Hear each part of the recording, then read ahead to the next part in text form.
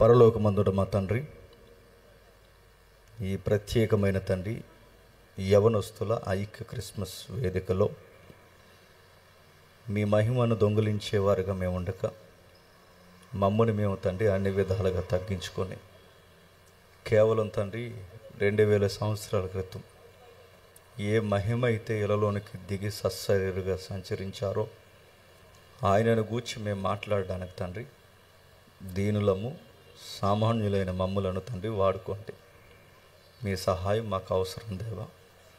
మా యుక్తితోనో మా జ్ఞానంతోనో తండ్రి ఈ వేదిక మీద మేము మాట్లాడక కేవలం మీ పరిశుద్ధాత్మ శక్తితో మేము మాట్లాడడానికి తండ్రి మమ్మల్ని వాడుకోండి. ఎవరైతే తండ్రి ఈ సభలకు కారకులో ఆ యవనస్తుల్లో ఇంకెవరైనా రక్షణ లేని వారు ఉంటే తండ్రి వారి రక్షణలోనికి నడిపించండి. ఈ వేదిక ముఖముగా తండ్రి ఎవరితో ఈరోజు ముఖాముఖిగా మీరు మాట్లాడాలనుకుంటున్నారో వారిని కూడా మీరు దర్శించండి, మాట్లాడండి. ఇంత ప్రయాస, ఇంత కష్టము తండ్రి వ్యర్థముగా మిగిలిపోక తండ్రి సర్వోన్నతమైన ఆ స్థలముల్లో మీకు మహిమ రావాలి. భూమి మీద మనుషులకు సమాధానం కలిగి తండ్రి మారు మనసు పొందాలి. ఇది మీ చిత్తము దేవా. అలాంటి మారు మనసు తండ్రి ఒక్కరికైనా మీరు కలగచేయండి. స్థానిక సంఘాల్లో కొత్త ఆత్మలను తండ్రి ఈ సభ అనంతరం మీరు తీసుకువెళ్ళండి తండ్రి.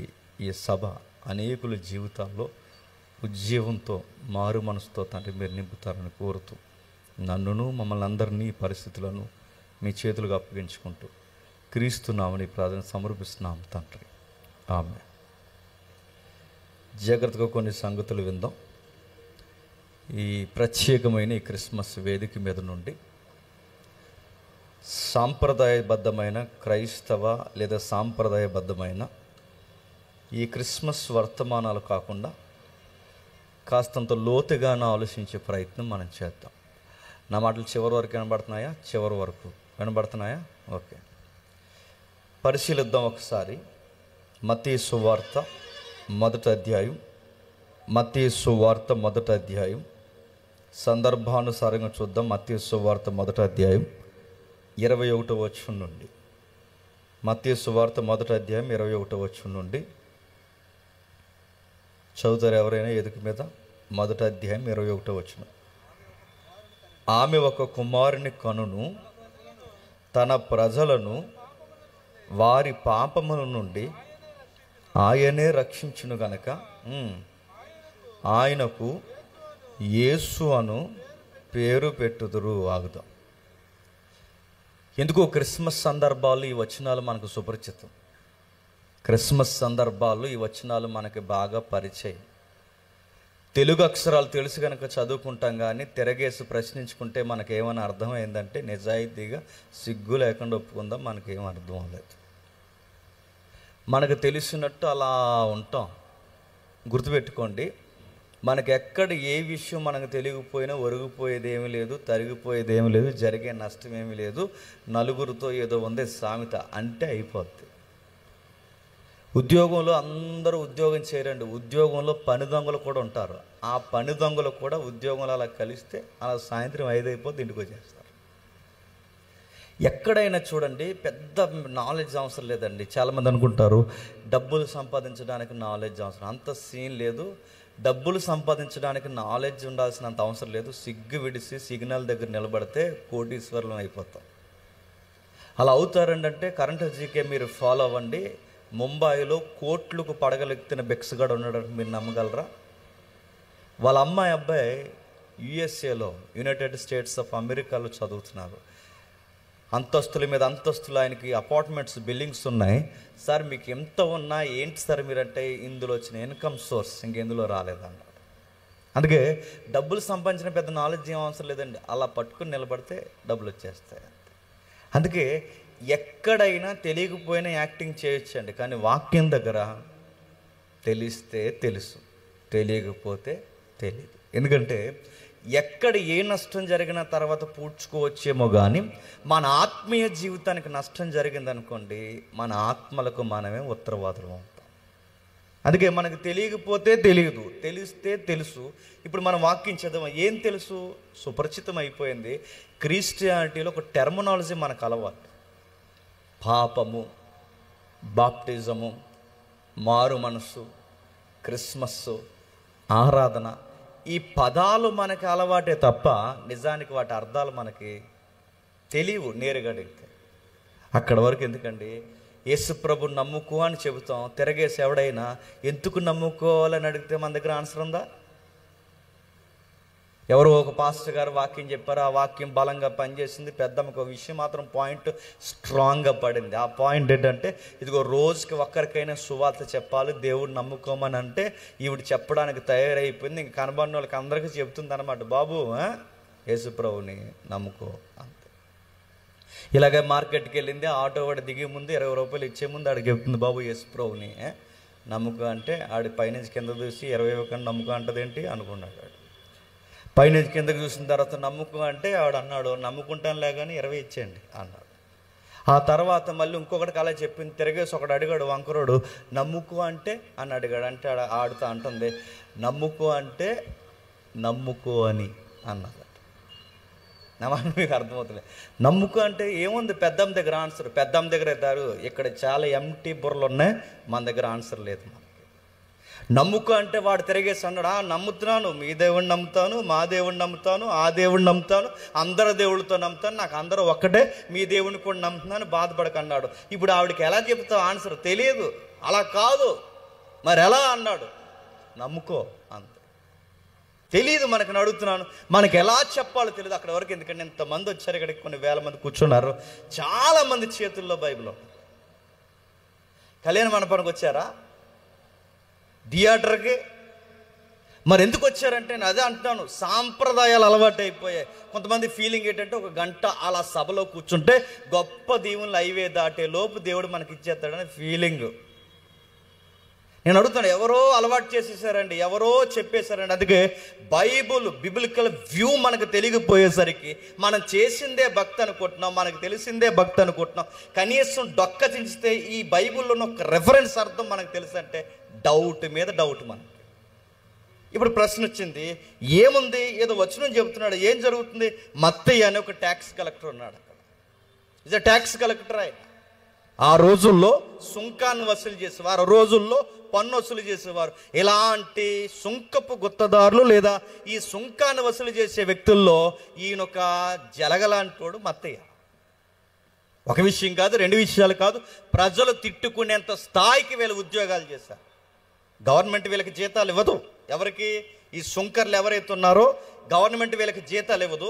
గవర్నమెంట్కి సామాన్య ప్రజలకి మీడియేటింగ్ చేస్తారు. ఈ మత్తయ్య ఎవరైతే ఉన్నారో, మత్తయ్య కానీ జక్కయ్య కానీ వీళ్ళు ఉన్నారుగా, వీళ్ళందరూ ట్యాక్స్ కలెక్టర్లు అంటారు. వీళ్ళు ఏం చేస్తారంటే గవర్నమెంట్ తరపున లోకల్గా పన్ను వసూలు చేస్తారు. ఈ పన్ను వసూలు చేసినప్పుడు ఒకటి గవర్నమెంట్కి పర్సంటేజ్ కట్టాలి, అలాగే వీళ్ళ జీతభత్యాలు కూడా తీసుకోవాలి. కనుక వీళ్ళ వడ్డీ మీద వడ్డీ వసూలు చేస్తే అలా అంటోని యేసు ప్రభు మార్చాడు. ఈ మార్చిన ఆయన చాలా విచిత్రంగా రాస్తాడు. అందుకే ఆయన ఉపయోగించే ఆ టెర్మినాలజీ మనకి ఈజీగా అర్థం కాదు. అందుకే చూడండి, ఈ మత్తయి సువార్త 1వ అధ్యాయం చదువుతున్నప్పుడు 14 తరాలు 14 తరాలు 14 తరాలు అంటారు. 14 ఏంటి మనకు అర్థం అవుతుంది, కాస్తంత లెక్క అర్థమైతే అర్థమవుతుంది. అందుకే ఆయన అసలే లెక్కల మాస్టర్ ఎవరు? మత్తయ్య గారు, ట్యాక్స్ కలెక్టరు. వీళ్ళకి లెక్కలు బాగా వచ్చు. వీళ్ళ లెక్కల్లో కోడింగ్ డీకోడింగ్ ఉంటుంది. అంటే కోడింగ్ డీకోడింగ్ అంటే ఆ లెక్కను కోడ్ చేస్తే 14 14 14, ఈ 14ని ఈ జీనియాలజీని లెక్క బయటికి తీస్తే ఈ లెక్కకి మళ్ళీ కోడ్ చేస్తే అందులో ఒక నేమ్ వస్తుంది. ఆ నేమ్ ఏంటో తెలుసా? సన్ ఆఫ్ డేవిడ్ అని వస్తుంది. సన్ ఆఫ్ డేవిడ్ అంటే దావీదు కుమారుడు. అంటే ఈయన పరిచయం చేసే విధానం, విధి విధానాలు వేరు. అందుకే మత్తయి సువార్త 1వ అధ్యాయం మనకు అర్థం అవ్వక లాంగ్ జంప్ చేస్తాం 2వ అధ్యాయానికి. నా మాటలు అర్థమవుతున్నాయో లేదో. క్రిస్మస్లో ఒకవేళ మత్తయి సువార్త 1వ అధ్యాయంలో మనకు అలవాటైన వచనం ఏమైనా ఉందంటే 21వ వచనం వరకు మనకి, అంటే ఆ పై 18 నుండి 22 వరకు మనకు అర్థమయ్యే వచనాలు తప్ప అంతకు ముందునే మనకి సంబంధం లేదు అనుకుంటాం. కానీ ప్రతి దానికి సంబంధం ఉంది. ఏదో చెబుతున్నాడు మత్తయ్య గారు, బలమైన పదాలే వాడుతున్నాడు. ఏం చెప్తున్నాడు? ప్రపంచాన్ని పట్టి పీడిస్తున్నది ఒకటి ఉంది. యేసుప్రభు ఎందుకు పుట్టాడు? నీ ఇంటికి ఎల్లేస్తామని పుట్టలేదు ఆయన. యేసుప్రభు ఎందుకు పుట్టాడు? కొత్త బట్టలు వేసుకుని ఊరు వాడ సందడని తిరుగుతాను పుట్టలేదు. చాలా క్లియర్ స్టేట్మెంట్ ఉందో చూడండి, చాలా నేరుగా స్టేట్మెంట్ ఇచ్చాడు చూడండి. ఎందుకు పుట్టాడంటే తన ప్రజలను వారి పాపముల నుండి ఆయన రక్షించుటకు పుట్టాడు. అదే ఆయన ప్రాజెక్ట్. ఆయన భూమి మీదకి రావడానికి కారణం ఏంటి? తన ప్రజలను వారి పాపముల నుండి విడిపించడానికి, తన ప్రజలను వారి పాపముల నుండి విడిపించడానికి. కానీ ఈరోజు క్రిస్మస్ అంటే మనకి పాపాన్ని వదిలి క్రీస్తుని వెంబడించాలన్న ఆ వ్యూ మనకు అర్థమవుతుందా? ఈరోజు క్రిస్మస్ ఏంటో చెప్పిన సందడి సందడి సందడి సందడి. అడుగుతున్నాను, పాటలు కూడా ఎలాగ ఏడ్చినాయి తెలుసా? బెత్లెహేములో సందడి, బెత్లెహేములో సందడి, బెత్లెహేములో సందడి. ఈ పాట రాష్ట్రాలను అడగాలనిపిస్తుందని నాకు వాళ్ళు ఎవరో తెలియదు, కానీ ఒకవేళ ఈ లైవ్లో ఉంటేనే అడుగుతున్నాను, అసలు బెత్లెహేములో సందడిని బైబిల్లో చూపించండి. బెత్లెహేములో సందడి ఉందా? మరియమ్మకి నిండు సోలాలకి స్థలం దొరకలేదా? మరియమ్మకే లేదు సందడి, మరియమ్మకే లేదు స్థలం. అక్కడ వరకు ఎందుకు? ఆ పుట్టిన యేసుకి సరి అయిన పొత్తుగుడ్డలు లేవు, ఆలక లేని సందడి, అక్కడ దొరకని స్థలము. ఈ రోజు సంబరాలు ఎక్కడొచ్చి? ఈ సంబరాలు బ్యాచ్ అంతా వచ్చారు మన క్రిస్టియానిటీలోకి. ఈ సంబరాలు గాళ్ళు భక్తి లేని వాళ్ళు అందరూ వచ్చారండి. అందుకేనండి సందడి సందడి. ఒకప్పుడు పాటలు అర్థవంతంగా ఉండేవి, ఒకప్పుడు పాటలు బాగుండేవి. ఎంత బాగుండేవి పాటలు! మా ఇంటి పేరు పశువుల పాక, పక్కింటి పేరు ఒలివల కొండ. ఎంత ఎంత మీనింగ్ఫుల్ సాంగ్స్ అండి. ఇప్పుడు సొక్క పుట్టింది, సొక్క పుట్టింది, పుట్టిందిలే సొక్క, తర్వాత ఏం చేసింది ఉందా? సొక్కేసిన వాళ్ళకి ఎగురుతున్నారండి వీళ్ళందరూ. సుక్క పుట్టింది, సొక్క పుట్టింది, సొక్క పుట్టింది అంటే మీరు గమనించండి, same beats, DJ beats, DJ ఇలాంటి పెద్ద పెద్ద బాక్సులు పెడుతున్నారు. డీజే డీజే మీ యవనస్తులు వాక్యానికి పెద్ద పెట్టేశారు, సంతోషం. ఒకవేళ డ్యాన్స్ వేసుకుని వెళ్ళిపోయిన తర్వాత వేసుకోండి. చాలా మంది యవనస్తులు ఏం చేస్తారు చెప్పండి? వీళ్ళ వాక్యాలు వినరండి. వీళ్ళు ఏం చేస్తారు తెలుసా? వీళ్ళు మీటింగ్ పెట్టిస్తారు, మీటింగ్ పెట్టించి వీళ్ళు వాక్యాలు వినరు. వీరు ఏం చేస్తారు?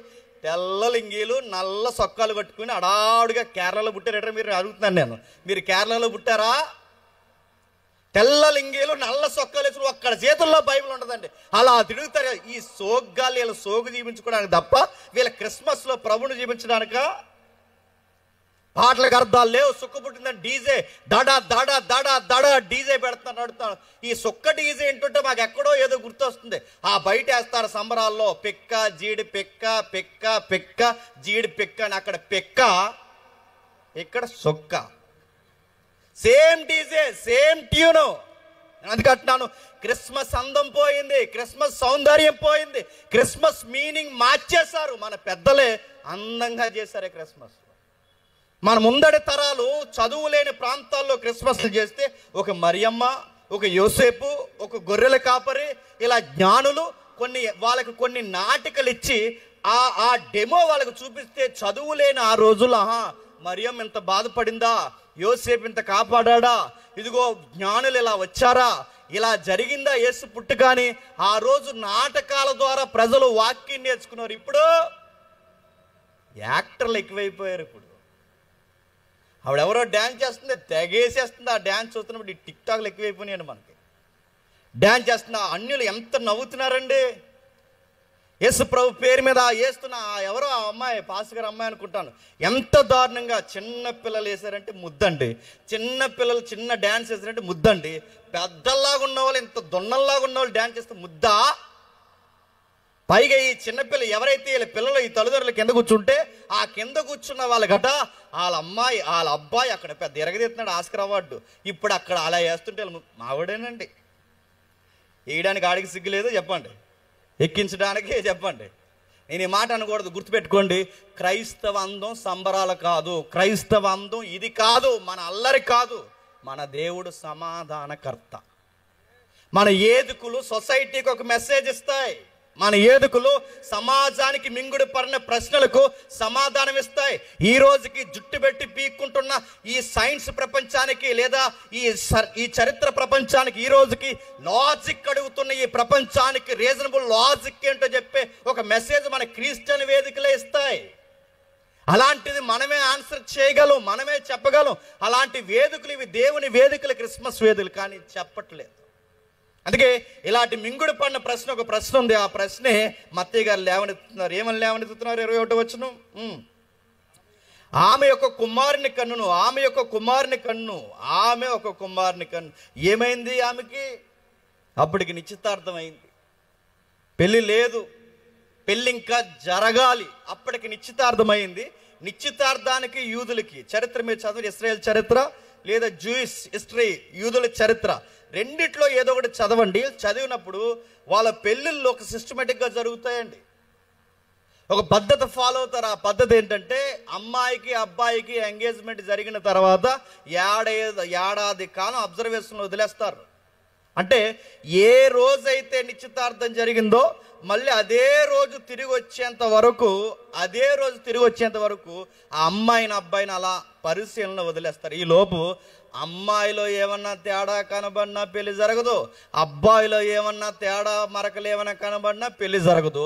వాళ్ళు ఖచ్చితమైన వాళ్ళు సంసారం చేయగలరు, నమ్మకమైన వారు అనుకున్నప్పుడే ఆ పెళ్లి జరుగుతాయి. కన్యత్వానికి లేదా పురుషత్వానికి ఎక్కడా ఏ డోకా లేదు, వీళ్ళు జత చేయొచ్చు అన్నప్పుడు అమ్మాయి తాలూకోలు అబ్బాయిని అబ్జర్వ్ చేస్తారు, అబ్బాయి తాలూకోలు అమ్మాయిని అబ్జర్వ్ చేస్తారు. ఇలా అబ్జర్వేషన్ 1 year జరుగుద్ది. ఈ మాట నేను ఇలా అంటున్నానని ఇబ్బంది పడకండి. ఇదే అబ్జర్వేషన్ ఈ రోజుల్లో మనం జరిగితే పెళ్ళిళ్ళు అవుతాయా? ఈ మాట అడుగుతుందని ఏమనుకోకండి, అవుతాయా? కష్టం. ఒకప్పుడు పెళ్ళిళ్ళు సిస్టమేటిక్గా జరిగేవి. అందుకే పాత పూర్వకాలం పెళ్ళిళ్ళు చూసారా, పెళ్ళి చేయాలంటే ఇటు 7 తరాలు చూస్తారండి. ఎందుకు 7? ఆ 7 కలిపి మాకు 14 లక్షలు ఇవ్వండి అని కాదు. 7 తరాలు ఎందుకు చూసేవారంటే ఈ 7 తరాల్లో ఉన్నవారు ఎవరైనా కుదురులేని వాళ్ళు ఉంటే ఆ కుదురులేని బుద్ధులు ఈ కుర్రగాడికి వస్తే వీడు సరిగ్గా పిల్లను చూడకుండా ఇబ్బంది పెడతాడు, వీళ్ళందులో ఈ కుటుంబం వరుసలో ఉన్న వాళ్ళందరూ సరైన వాళ్ళు ఉన్నారని ఇటు 7 వరుసలు చూసేవారు, ఇటు 7 తరాలు చూసేవారు. ఈ పిల్లకు కూడా ఎవరన్నా గయ్యాలి గంపలు ఈ తరంలో ఎవరైనా ఉన్నారు 7 తరాలని ఆ చూసిన తర్వాత లేదు అందరూ వాళ్ళ అమ్మమ్మల తాతమ్మలు అందరూ మంచోళ్ళు అనుకుంటే అప్పుడు ఆ పిల్ల కూడా ఉత్తమరాలే అనుకుని అప్పుడు ఆ పిల్లని చేసేవారు. అంటే ఇటు 7 చూసి చేసేవారు పెళ్ళిళ్ళు. ఈ సిస్టమ్ ఉండేది. ఇప్పుడు 5 ఇస్తారా, 3 ఇస్తారా, 2 ఇస్తారా, బంద్ ఇస్తారు. నేను అడుగుతాను, లక్షలు ఎవరికి కావాలండి? లక్షణాలు లేనప్పుడు లక్షలు ఎవరికి కావాలి? అందుకే మరియమ్మని చూడండి, మరియమ్మకి ఆమె దగ్గర డబ్బు లేదు, ఆమె దగ్గర చెప్పుకునేంత అధికారాలు లేవు, ఆమె దగ్గర చెప్పుకునేంత ఏమీ లేవు. కానీ అమ్మాయి దగ్గర లక్షల కోట్ల విలువ చేసే క్యారెక్టర్ ఉంది, విలువైన గుణ లక్షణాలు ఉన్నాయి తల్లికి. 18 ఏళ్ళ అమ్మాయి, రికార్డెడ్ లెక్కల ప్రకారం 18 ఏళ్ళ అమ్మాయి. 18 ఏళ్ళు అంటే యవ్వన జీవితంలో టీనేజ్లో ఉన్న అమ్మాయి. ఆ టీనేజ్లో ఉన్న అమ్మాయికి దేవుని కొరకు ఎంత కమిట్మెంట్ ఉన్న అమ్మాయి చూడండి. ఇజ్రాయెల్ దేశంలో చాలా మంది ఆడపిల్లలు ఉన్నారు. ఇంతమంది ఆడపిల్లలు ఉండగా ఆ పిల్ల దగ్గరికే దేవుడు ఎందుకు వచ్చాడు? ఆ పిల్లడే దేవుడు ఎందుకు కోరుకున్నాడు? Something special. ఆ అమ్మాయిలో ఏదో ప్రత్యేకత ఉంది. ఎంతమంది ఉన్నారు ఇక్కడ, అందరూ భక్తులే, అందరూ క్రిస్టియన్సే, కానీ ఆయనకి కావలసిన ప్రత్యేకత ఏదో కావాలి. అది కన్యత్వం కాదు, అది రకరకాల విషయాలు కాదు, అందము కాదు, రంగు కాదు, ఇవన్నీ కాదు. ఆయన కోరుకున్నది ఒక ప్రత్యేకత ఉంది. ఆ అమ్మాయిలో దేవుని కొరకు త్యాగ గుణం ఉంది. ఇంకా ఏముంది? ఆ అమ్మాయికి కొన్ని విషయాలు తెలుసట. ఇదే టెక్స్ట్ మీకు అర్థం కావాలంటే ఈ వర్డ్ అలానే ఉంచండి, మళ్ళీ వద్దాం ఒకసారి. లూకా సువార్త రండి, లూకా సువార్త 1వ అధ్యాయం 26వ వచనం నుంచి చూడండి. లూకా సువార్త 1వ అధ్యాయం 26వ వచనం నుండి. 6వ నెలలో గాబ్రియేలును దేవదూత గలిలయలోని నజరేతు అనే ఊరు. కొంచెం జాగ్రత్తగా డీటెయిల్గా చెప్పాల్సి వస్తుంది ఇటీవల కాలంలో బైబిల్ని, ఎందుకంటే ప్రతి ఒక్కడు తగునమ్మా అని రెడీ అయిపోతున్నాడు బైబిల్ తప్పుపడ్డానికి. ఎందుకంటే వీళ్ళకి పచ్చ కామర్లు వచ్చాయట. చెప్పండి, అంత పచ్చ కనబడుతుంది. ఎందుకంటే మన బైబిల్ని ఎలా తప్పు పట్టేద్దామా అని గోతిగాడి నక్కల్లా కాసేవాళ్ళు ఎక్కువైపోయారు. అందుకే ప్రతిదీ డీటెయిల్గా మనకు కనీసం అవుట్లైన్స్ తెలిస్తే ఇలాంటి వాగే నక్కలకి సరిగ్గా మనం సమాధానం చెప్పగలం. ఏం రాస్తున్నాడు? మరియమ్మనే జీవితం కల్పిత కథ కాదు, యేసుక్రీస్తు అనే పుక్కిట పురాణం కాదు, మిథాలజీ కాదు. మరి ఏంటది? ఎంత రికార్డెడ్ జోగ్రఫికల్ ఎవిడెన్స్ ఇస్తున్నాడో చూడండి, ఎంత బాగా మాట్లాడుతున్నాడు. 6వ నెల. ఎవరికి 6వ నెల? అప్పటికి ఒక పాస్టమ్ గారు ఉంది, అక్కడ ఒక క్యాలెండర్ ఉంది, అక్కడ ఒక యూదులకు ఒక క్యాలెండర్ ఉంది, అలాగే ఒక తల్లికి కూడా ఒక నెలలు నడుస్తున్నాయి. అక్కడ పాస్టమ్ గారు ఎవరంటే ఎలిజబెత్ అమ్మ. అలాగే అక్కడ నడుస్తున్న నెల కూడా నడుస్తుంది. వీటిని గ్యాదర్ చేస్తూ ఆ టైమింగ్ చెప్తూ ఒక విషయం చెప్తున్నాడు చూడండి. గాబ్రియేల్ అనే దేవదూత గలిలయలోని నజరేతు అని ఊర్లోకి వచ్చును. గలిలయ నజరేతు. అదేంటి గలిలయ నజరేతా? గలిలయ నజరేత్ అంటే గలిలయ అనేది మండలం, గలిలయ మండలంలో తాలూకా గ్రామం నజరేత్ అంటే పల్లెటూరు అమ్మాయి అన్నమాట మరియమ్మ. అంటే మండలంలో అంటే మండల స్థాయి ఏంటి? గలిలయ. అంటే ఆ ఏరియాకి మండలము గలిలయ అయితే ఆ గలిలయ మండలంలో దగ్గరకున్న పల్లెటూరు నజరేతు. అంటే పల్లెటూరు ఆడపిల్ల. అమ్మాయిని దేవుడు మాట్లాడుతున్నాడు.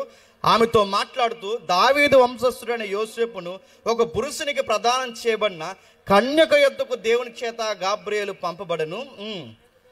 ఆ కన్యక పేరు మరియా.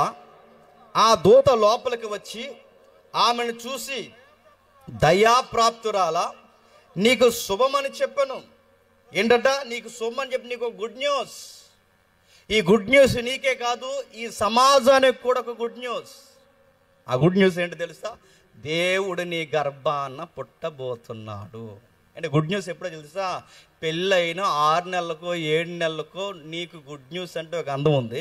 పెళ్ళి కాని అమ్మాయి దగ్గరికి వెళ్ళి నీకు గుడ్ న్యూస్ అంటే ఎలా చూస్తారు చెప్పండి? Good news చెప్పినోడిని.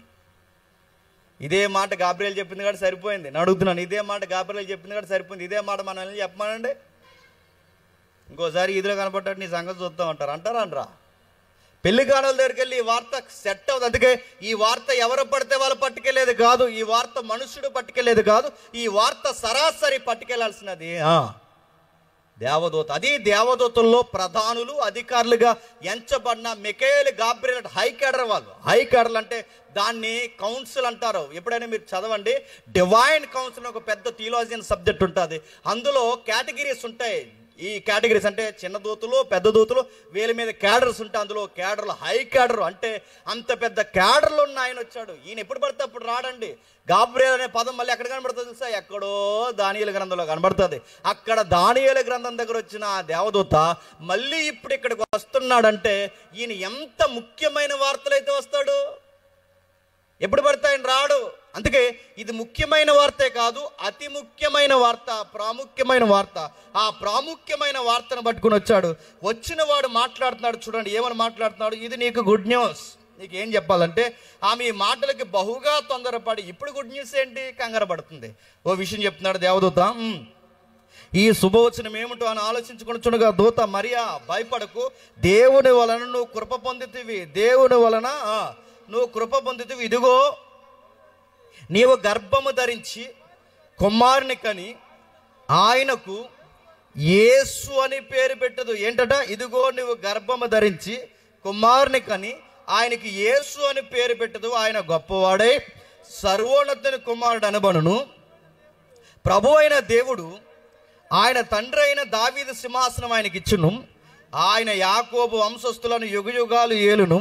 ఆయన రాజ్యం అంతము లేనిదై ఉండను అని ఆమెతో చెప్పాను. అడుగుతున్నాను, ఏదో పెద్ద సబ్జెక్టే మాట్లాడుతున్నాడు. పెద్ద ప్రసంగికుడు వచ్చాడు పరలోకం నుంచి. ఆయన పేరేంటి చెప్పండి?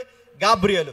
అంత పెద్ద ప్రసంగికుడు అలాంటి సబ్జెక్ట్ మాట్లాడుతున్నాడంటే సబ్జెక్ట్కి ఎప్పుడు బ్యూటీ వస్తుంది? కింద ఉన్న వాళ్ళు బాగా అర్థం చేసుకున్నప్పుడు ఆ సబ్జెక్టు పండినట్టు. ఇప్పుడు నేను పిహెచ్డి తరగతులు మాట్లాడినా, నేను పిహెచ్డి సబ్జెక్ట్ చెప్పినా, జ్ఞానం ఎప్పుడు ఎలిబరేట్ అవుతుందంటే చెప్పేవాడిని బట్టి కాదు. చెప్పాలి, చెప్పేవాడిని బట్టి కాదు.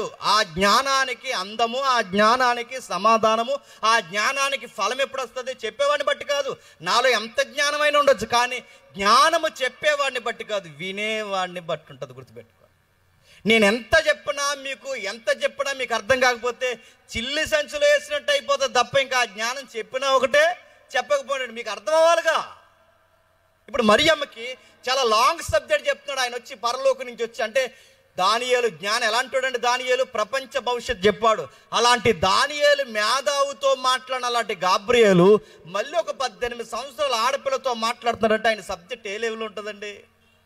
అలాంటి ఆయన వచ్చి అంత పెద్ద సబ్జెక్ట్ మాట్లాడుతున్నాడు. ఏమన్నమాట? నీకు కొడుకు పుడతాడు, ఆ కొడుకు పుట్టిన తర్వాత దావీదు సింహాసనం ఎక్కుతాడు, ఆ దావీదు సింహాసనాన్ని యుగయుగాల పరిపాలన చేస్తాడు, నీ కొడుకు రాజు అవుతాడు అనగానే ఇది ఎట్లా జరుగుద్ది అని అడిగిందా? No questions. ప్రశ్నలు ఏమీ తనకు రాలేదు. ఎప్పుడు దావీదు, ఇప్పుడు నాకు కొడుకు పుట్టడం ఏంటి? అసలు దావీదే లేడు, దావీదు కోటే లేదు, ఇప్పుడు దావీదు సింహాసనం ఎలా ఉంటుంది? ఇప్పుడు దావీదు సింహాసనం మీదకి నాకు పుట్టినోడు ఎలా రాజు అవుతాడు? ఏంటి లింక్ ఏంటి, మర్రం ఏంటని ఇలాంటి ప్రశ్నలు అడిగిందా? అడగలేదంటే దాని అర్థం ఏంటండి? ఆ తల్లికి ఆ ప్రశ్నలు రాలేదంటే ఆ సబ్జెక్ట్ అంతా అమ్మాయికి చెప్పండి తెలుసు. ఆమె అడిగిన ప్రశ్న ఏంటి చెప్పనా? నేను పురుషుని ఎరగని దాన్నే అది ఒక్కటే ప్రశ్న అడిగింది తప్ప ఇలాంటి థియలాజికల్ సబ్జెక్ట్ క్వశ్చన్ అడిగిందా? యుగయుగాల పరిపాలన ఎలా చేస్తాడు మానవుడు అన్నవాడు పుట్టినవాడు? యుగయుగాల పరిపాలన ఎలా చేస్తాడు? ఈ యుగయుగాలు అంటే 1000 ఇయర్స్ కింగ్డమ్ ఎలా ఉంటుంది? ఇలాంటి ప్రశ్నలు ఆమె అడగలేదండి. అంటే ఆ అమ్మాయికి బైబిల్ జ్ఞానం ఉందండి. దావీదు సింహాసనం మెస్సయ్య ఎలా ఎక్కుతాడో ఆ సబ్జెక్ట్ ఆమెకు తెలుసు. అలాగే యుగయుగాల పరిపాలన ఎలా ఉంటుందో తెలుసు. అంటే థియలాజికల్ సబ్జెక్ట్ అంతా 18 ఏళ్ళ ఆడపిల్లకి తెలుసు. ఇప్పుడు యూత్ మీట్ అని పెట్టారు, యూత్ని అందరిని అడుగుతున్నాను, ఇదే సబ్జెక్ట్ ఈ రోజుకి మరియమ్మకి చెప్పిన సబ్జెక్ట్ మిమ్మల్ని అడుగుతున్నాను. అసలు 1000 ఇయర్స్ కింగ్డమ్ అనే సబ్జెక్ట్ మన తలకాయకి తెలుసా? మన బొంద మనకు తెలియదు.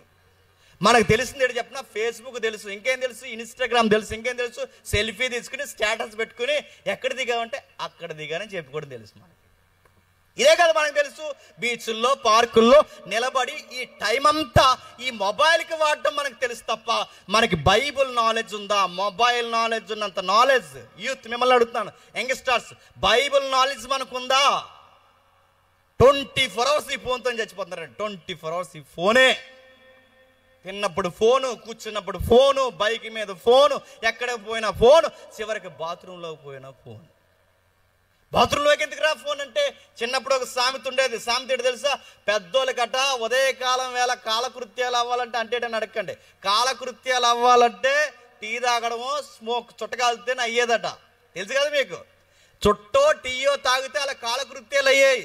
మనకి ఈరోజు చుట్టా టీ కాదు చెప్పండి. ఇప్పుడున్న ట్రెండ్కి మొబైల్ అట్టుకెళ్తే కానీ వీడికి బాత్రూంలో కార్యక్రమాలు జరుగుతాయి. బాత్రూంలోకి ఎందుకు? ఇప్పుడు ఆ టబ్ మీద కూర్చుని ఫేస్బుక్ ఆన్ చేసి నేను ఫోటో అప్లోడ్ చేశాను, లైక్లు ఎన్ని డిస్లైక్లు అంటే తెలిస్తే కానీ ఇప్పుడు మనశ్శాంతి ఉండదు లోపల. నా మాటలు అర్థమవుతున్నా? ఈ మొబైల్తో చచ్చే కన్నా బైబుల్ని 1 గంట చదివితే జీవితంలో బాగుపడతాం. గుర్తుపెట్టుకో. దైవజనుడు ఏం చెప్తాడో కాస్త బుర్రకెక్కించుకుంటే దైవజనుడు స్థాయికి ఒక సంఘంలో ఒక రోజు నువ్వు ఎదుగుతావు. గుర్తుపెట్టుకో. ఆ తల్లికి మంచి సహవాసాలు ఉన్నాయి. ఎలిజబెత్ లాంటి పాస్టమ్మతో మంచి సహవాసం ఉంది. చక్కటి బైబిల్ జ్ఞానం ఉంది. అందుకే ఎంతమంది కన్ని పిల్లలు, ఎంతమంది ఆడపిల్లలు, ఎంతమంది ఇజ్రాయెల్ దేశంలో ఉన్నా ఎవరినే కాకుండా దేవుడు ఆ అమ్మాయినే ఎందుకు ఎంపిక చేశాడంటే అమ్మాయిలో ఉన్న దైవికమైన తృష్ణ చెప్పండి మిగిలిన వాళ్ళంత లేదు కనుక తను ఎంపిక చేసుకున్నాడు. ఇది ఒక కోణం. ఆమెకు ఎన్నో విషయాలు చెప్తున్నాడట. అమ్మాయికి అన్నీ తెలుసట. మరి నీకు తెలియంది ఏంటంటే తను క్వశ్చన్ అడిగింది, నేను పురుషుని ఎరగని దాన్నే కొడుకు ఎలా పుడతాడని అడిగింది. అంటే తనకి ఏ విషయాలైతే బాగా వినండి, ఏ విషయాలైతే తెలియాలో ఆ విషయాలు తెలిసాయి. అనవసరమైన ఈ మాటని అంటున్నానని ఇబ్బంది పడకండి. ఈ పురుషులు స్త్రీలు ఇలాంటి సబ్జెక్ట్ ఆ అమ్మాయికి అంత తెలియదండి. ఈ మాట అడుగుతున్నాను నేనేమనుకోకండి. ఈరోజు ఆడపిల్లలు మగపిల్లలు స్నేహాలు చేస్తున్నారు. మంచిదా అని అడుగుతున్నాను నేను. ఒకప్పుడు ఆడపిల్లలతోనే స్నేహం చేసేవారు, మగపిల్లలతోనే స్నేహం చేసేవారు. ఇప్పుడు మగపిల్లలు స్నేహం చేస్తున్నారు. మంచి పరిణామాలా? కష్టమే. మీకు లైవ్ ఎగ్జాంపుల్ చెప్తాను వినండి. ఇలా స్టడీస్ అయిపోయే ముందు అయిపోయే తర్వాత ఇక లాస్ట్ వెళ్ళిపోయేటప్పుడు ఒక ఫేర్ అండ్ లవ్లీ పార్టీ పెట్టుకుంటారు వీళ్ళు. అదే ఫేర్ అవలు. ఆ పార్టీ పెట్టుకున్నప్పుడు కుదిరింగుంటారా? వీళ్ళందరూ గ్రూపులుగా ఫోటో దిగుతారా? ఆ ఫోటోలు దిగిన వాళ్ళు కుదిరింగుంటారా? ఈ ఫేస్బుక్లో అప్లోడ్ చేస్తారు. అక్కడితో ఆగుతాయా? కొన్ని సంవత్సరాలు గడిచిపోద్ది, అంత అయిపోద్ది. కానీ ఒక విషయం గుర్తించండి, ఇలా నలిగిపోయిన తర్వాత సోషల్ మీడియాకు ఒక గుణం ఉంది. ఇప్పుడు ఏ టెక్నాలజీ ఆ గుణం ఏంటంటే నీ పేజ్ ఎవరైతే ఎక్కువ వాడతారో నీ పాత అంటే నీ ఓల్డ్ ఏజ్ ఫోటోలు అన్నీ వాళ్ళకి చూపిస్తాయి. అంటే నీ ఫ్రెండ్కి నీ పాత పోస్టులు అన్నీ చూపిస్తాయి. ఈ ఫేస్బుక్ అదో గుణం ఉంది. ఇప్పుడు బాగా ఉన్నాడు, ఎప్పుడో అప్లోడ్ చేసింది చెల్లి మర్చిపోయింది. కానీ ఇప్పుడు మర్చిపోయి ఎప్పుడో ఫోటోలు అనుకుంది. కానీ విషయం ఏంటి తెలుసా? ఎవడు చూడకూడదు ఆడే చూశాడు ఆ ఫోటో. ఆడెవడు? అలా ఆయన చూశాడు. పెళ్ళైపోయింది అమ్మాయికి. ఎప్పుడో డిగ్రీ ఫైనల్ ఇయర్లో దిగింది. మేమే కట్టాం కేసు. మా డిఎస్పీఏ కట్టాడు, నేనే స్టేట్మెంట్ రికార్డ్ చేశాను, వీడియో రికార్డ్. ఇంకొక ఆయన మా రైటర్ గారు రికార్డ్ చేసి నేను దగ్గరున్నాను. లైవ్ ఎగ్జాంపుల్ నేనే చెప్తున్నాను. ఆ ఫోటో దిగింది. ఆ ఫోటో దిగిన తర్వాత అడిగాడు, ఎవడో ఇంకో యజమాని ఉన్నాడు, అడిగాడు ఆ తమ్ముడు. ఏమని అడిగాడంటే వాళ్ళెవరు అని అడిగాడు. అది సోమ్య, ఇది గీమ్య, ఏదో పేర్లు చెప్తుందిగా, ఏదో చెప్పింది. ఆ పేరు ఈ పేరు ఈ పేరు చెప్పా. ఓకే, వాళ్ళందరూ ఓకే. ఈడెవడు, ఈడాడు, ఈడు అని చెప్పింది. ఈడెవడు అని అడిగాడు. ఆడు గోవిందు అంది.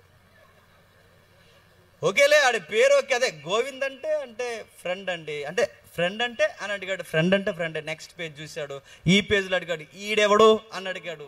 ఆడేనండి ఈడు అంది. సరే వాడెవడు అని అడిగాడు. ఫ్రెండ్ అండి, గట్టిగా అడిగాడు. ఫ్రెండ్ అండి అంది. మళ్ళీ అడిగాడు. ఫ్రెండ్ అంటే డిక్షనరీలో ఫ్రెండ్ అనే ఉంది, కొత్తగా ఏమీ లేదు. ఫ్రెండ్ అంటే ఫ్రెండే.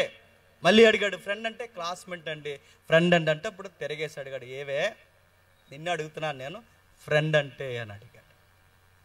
మొగోళ్ళందరూ చచ్చాడని వాడు నీతో స్నేహమా, ఆడవాళ్ళందరూ చచ్చారని మీకు వాడు స్నేహాలా, వాడెవడు అని అడిగాడు. అది కాదు నోర్మై, వాడెవడు అని అడిగాడు. అది కాదు నోర్మై, ఆడెవడు అని అడిగాడు. చిరిగి సేట అయింది, సంసారం ఊరెక్కింది, గొడవ అయింది, కేసులు పెట్టుకునేంత వచ్చింది. ఆ రికార్డ్ చేసింది మేమే. ఆ చెల్లి ఏడుస్తుంది. అన్న నిజంగా అతను ఎవరో, నేను అలాంటివి ఏమీ లేదని అనుకున్నట్టు జస్ట్ ఫ్రెండ్, మాత్రం నిజంగానే ఫ్రెండ్. ఆ చెల్లికి ఏమీ తెలియదు, కానీ ఈ అనుమానానికి ఆ ఫోటో కేంద్రమైంది. ఇప్పుడు ఆ అనుమానం ఎవడు తీరుస్తాడు? ఆ ఒక్క ఫోటో తన కాపురాన్ని ఏం చేసింది చెప్పండి? తీసేసింది. నేను అందుకే బయటికి వెళ్తున్నప్పుడు పెద్దోళ్ళు చెప్తారు మనందరికీ. నేను చాలాసార్లు చెప్తున్నాను ఈ మెసేజ్లో. బయటికి వెళ్తున్నప్పుడు పెద్దోళ్ళు మనం చెప్తారు, జాగ్రత్త రా, జాగ్రత్త అమ్మా, జాగ్రత్త తల్లి, జాగ్రత్త అంటే మా తెలుసులే అంటారు. జాగ్రత్త అమ్మా, జాగ్రత్త జాగ్రత్త అంటే అక్కడ ఫోటోలు, ఇక్కడ ఫోటోలు. నడుతున్నాను, ఫోటోలు అంతా సెక్యూరిటీయా? ఏం తెలుసు నీ బంధాన్ని? నువ్వు ముందు పుట్టావా, వాళ్ళ ముందు పుట్టారా? ఎవరు ముందు పుట్టారు? నాకు తెలుసు అంటే ఏం తెలుసు? ఇలాంటి కుంపట్లు తెచ్చి నెత్తిమీ పెడతాను. వాళ్ళకి తెలిసే వాళ్ళు ముందే చెప్తారు, జాగ్రత్త జాగ్రత్త, మగపిల్లలతో జాగ్రత్త, ఆడపిల్లలతో జాగ్రత్త జాగ్రత్త అని చెప్తే వాళ్ళు ఎంత జాగ్రత్త చెప్తారో అంత ప్రమాదం తెస్తారు. అందుకే చూడండి, ఆడపిల్లలే స్నేహాలు ఉండాలి. మగపిల్ల సెక్యూరిటీ మంచిదండి. ఎందుకంటే వాళ్ళంత భక్తి ఉన్న వాళ్ళు ఏం కాదుగా, వాళ్ళంత విశ్వాసం ఉన్నవారు చెల్లిగా తమ్ముడిగా చూసేవాళ్ళు ఏం కాదుగా. దొంగలే, గుర్తుపెట్టుకోండి, దొంగలే, దొంగ బుద్ధే, పతనమైన హృదయమే. మరియమ్మకు చూడండి, మరియమ్మకి ఏమీ తెలియదు. మరియమ్మకు ఒక ఫ్రెండ్, ఒక్క అబ్బాయి ఫ్రెండ్ ఉన్నాడని చూపించండి, ఎవరు తెలియదండి అమ్మాయికి. యోసేపుకి ఒక అమ్మాయి ఫ్రెండ్ ఉందేమో చూపించండి, ఎవరు తెలియదండి. కట్టుకోబోయేది తప్ప వాళ్ళ జీవితాల్లో స్నేహితులు ఉన్నారా? మరియమ్మకి ఇక్కడ నిలబట్టి టెస్ట్ మనీ చెప్పండి అమ్మా అని ఆమెకు మైక్ ఇస్తే ఆ టెస్ట్ మనీలో ఏం చెప్తా తెలుసా? నా లైఫ్లో ఒక్క ఫ్రెండ్ లేరండి, నాకు ఎవరైనా ఫ్రెండ్ ఉన్నారంటే ఒక్క ఫ్రెండ్ మా పాస్టమ్మ ఎలిజబెత్ అని చెప్తారు. ఎవరు? మా పాస్టమ్మ ఎలిజబెత్ తప్ప ఇంకెవరు లేరని అడుగుతాను. మనకు ఫ్రెండ్స్ పాస్టమ్మలు కాదు, మన ఫ్రెండ్స్ పాస్టర్లు కాదు, మన ఫ్రెండ్స్ సీనియర్ విశ్వాసులు కాదు, మన ఫ్రెండ్స్ ఎవరు గాలి వాళ్ళందరూ మన ఫ్రెండ్స్, గాళ్ళందరూ ఫ్రెండ్స్. అందుకే తెలుగులో సామెతుంది, ఆడ జోగి ఈడో జోగి, వీళ్ళిద్దరు రాలుకుంటే వీళ్ళిద్దరు రాసుకుంటే బూడిద రాలుతుంది, భక్తి రాలుతుందా? నువ్వు తప్పు చేస్తే నిన్ను హెచ్చరించేవాడే నీ భక్తి కలిగిన ఫ్రెండ్ ఉండాలి. మరి ఇది మనకు తగదరా, మనం దేవుని బిడ్డమరా, ఇది వద్దమ్మా అని చెప్పే చక్కటి స్నేహితురాలు ఉండాలి నీకు. అలా ఉండాలంటే దేవుని పిల్లల స్నేహంగా ఉండాలి, అలా ఉండాలంటే దైవజనుల సహవాసం ఉండాలి. వయస్సులో ఉన్న ఆడపిల్లలకి క్రైస్తవ సహవాసాలు ఉండాలి, గుర్తుపెట్టుకోండి. అందుకే మరియమ్మను చూడండి, యోసేపును చూడండి, ఆ తల్లికి అన్నీ తెలుసట. అంటే బైబిల్లో రాజు ఎవరో తెలుసు, ఆ రాజు సింహాసనం మీద మెస్సయ్య ఎలా వస్తాడో తెలుసు, యుగాల పరిపాలన ఎలా జరగబోతుంది, ఎంత నాలెడ్జ్ అమ్మాయికి ఉందండి. ఈరోజు ఉందా? రోజు లేదు. పెళ్లి చూపులకి వెళ్ళినప్పుడు ఒకడు అడిగాడు పెళ్లి కొడుకు, మా అమ్మాయి ఎలాగండి ఎరగదీసి చదువుతండి, బైబిల్ ఇంకా మామూలుగా చదువుతండి, మా అమ్మాయి అండి ఆంధ్ర క్రైస్తవ కీర్తనని బాడేస్తుందని చెప్పింది. మొత్తం మీద ఆ కుర్రగాడు అడిగాడు, ఏమనంటే అంత బాగా పాడేస్తుందంటే బైబిల్ అంత బాగా అసలు అక్షరాలు తప్పు రాకుండా చదువుతుందంటే ఆ కుర్రగోడు గట్టిగానే అడిగాడు. ఏమని అడిగాడంటే 1,00,000 ఇస్తారు 2,00,000 ఇస్తారని అడగలేదు, కానీ ఒక క్వశ్చన్ అడిగాడు, ఆమోసు గ్రంథం ఎక్కడుందో అన్నాడు. అది అంతే. పాడేది తీసేది ఏది అడుగుతాను. ఈరోజు పుస్తకాల పేర్లు లైన్గా తెలుసా మనకి? క్రైస్తవ యువత మిమ్మల్ని అడుగుతున్నాను నేను, క్రైస్తవ నెక్స్ట్ జనరేషన్కి సంఘం అంటే ఎవరు తెలుసా? మనమే గుర్తుపెట్టుకోండి. నెక్స్ట్ జనరేషన్ క్రిస్టియానిటీ అంటే మనమే. మనకే బైబిల్ తెలియకపోతే ఈ సొసైటీకి నువ్వు బైబిల్ ఏం చెప్పగలవు? నీకే భక్తి లేకపోతే నెక్స్ట్ క్రిస్మస్ అనగానే ఏం మెసేజ్ చెప్పగలవు? ఎగరడాలా, గంతడాలా, సాంగ్సా, ఈ అంబరాలా, సంబరాలా, ఏం చెప్తావు? క్రిస్మస్ అంటే యేసుప్రభు ఎందుకు వచ్చాడని ఏం చెప్తావు? మరియమ్మను చూడు, ఆ అమ్మాయికి 18 ఏళ్ళ ఆడపిల్లకి పాత నిబంధనలు ఉన్న ఆ లాంగ్ సబ్జెక్ట్ తెలుసంట ఆ అమ్మాయికి. ఇలాంటి చక్కటి ఆడపిల్లకి, ఇలాంటి చక్కటి అమ్మాయికి ఎంగేజ్మెంట్ అయినట్టే ఇంకా పెళ్లి కాకుండా కుంపట లాంటి వార్త నెత్తి మీద మోస్తుంది. ఏంటి ఆ వార్త అంటే ఇది గుడ్ న్యూస్ కాదు. ఒక విధంగా మన సొసైటీలో మాట్లాడుకుంటే బ్యాడ్ న్యూస్. తన పెళ్ళి ఆగిపోతుంది, తన పెళ్లి జరగదు, తనకి ఇబ్బందికరమైన వార్త. ఇప్పుడు గర్భిణి. యోసేపు భర్త కాని భర్త, నిశ్చితార్థం మీద సగం భర్త అయినట్టు, భర్త కాని భర్త ఆయన దగ్గరికి వెళ్ళి, అలా కాదు నాకు గాబ్రియేలు కనబడ్డాడు, ఇలా వచ్చి నాతో చెప్పాడంటే, ఆహా అంటాడండా. అంత త్వరగా నమ్మేస్తారా? నా గాబ్రియేలు వచ్చి చెప్పాడంటే నమ్ముతారా? నేను మాట చెప్పినా ఎలా ఉంటుందో తెలియదు, కానీ కట్టుకోబోయే మగపిల్లోడికి మాత్రం అది గుండెపోటే, గుర్తుపెట్టుకోండి. అక్కడ వరకు ఎందుకు మీకు ఉదాహరణ చెప్తాను. నువ్వు చేసుకోబోయే అమ్మాయి లేదా నీకు ఎంగేజ్మెంట్ అయిన అమ్మాయి 24 hours వాట్సాప్ ఆన్లైన్ 11:30 కనబడుతుంది అనుకో, ఏం చేస్తావు? గొప్ప ఉపవాస ప్రార్థన చేస్తావా? ఏం చేస్తావు? గొడవ పెడతావు. ఏంటి ఆ పిల్లకి అత్తమాలు ఆన్లైన్లో పని ఏంటండి? ఏం చెప్తాను అడుగుతున్నాను. 24 hours ఆన్లైన్లో కనబడితే ఫేస్బుక్, వాట్సప్, ఇన్స్టాగ్రామ్లో నడుతున్నాను, రకరకాల టెక్స్ట్ బాక్సులు నిండిపోతే, మెసెంజర్ నిండిపోతే, రకరకాల ఆ టాక్స్ అందులో కనబడితే నువ్వు చేసుకోగలవా? మగపిల్లలు మనల్ని అడుగుతున్నాను, చేసుకోగలమా? ఈ టైంకి నీకు బిజీ ఏంటి, 11:30కి బిజీ ఏంటి అని అడిగితే అది ఎంత కష్టంగా ఉంటుంది ఆ వార్త జీర్ణించుకోవడానికి.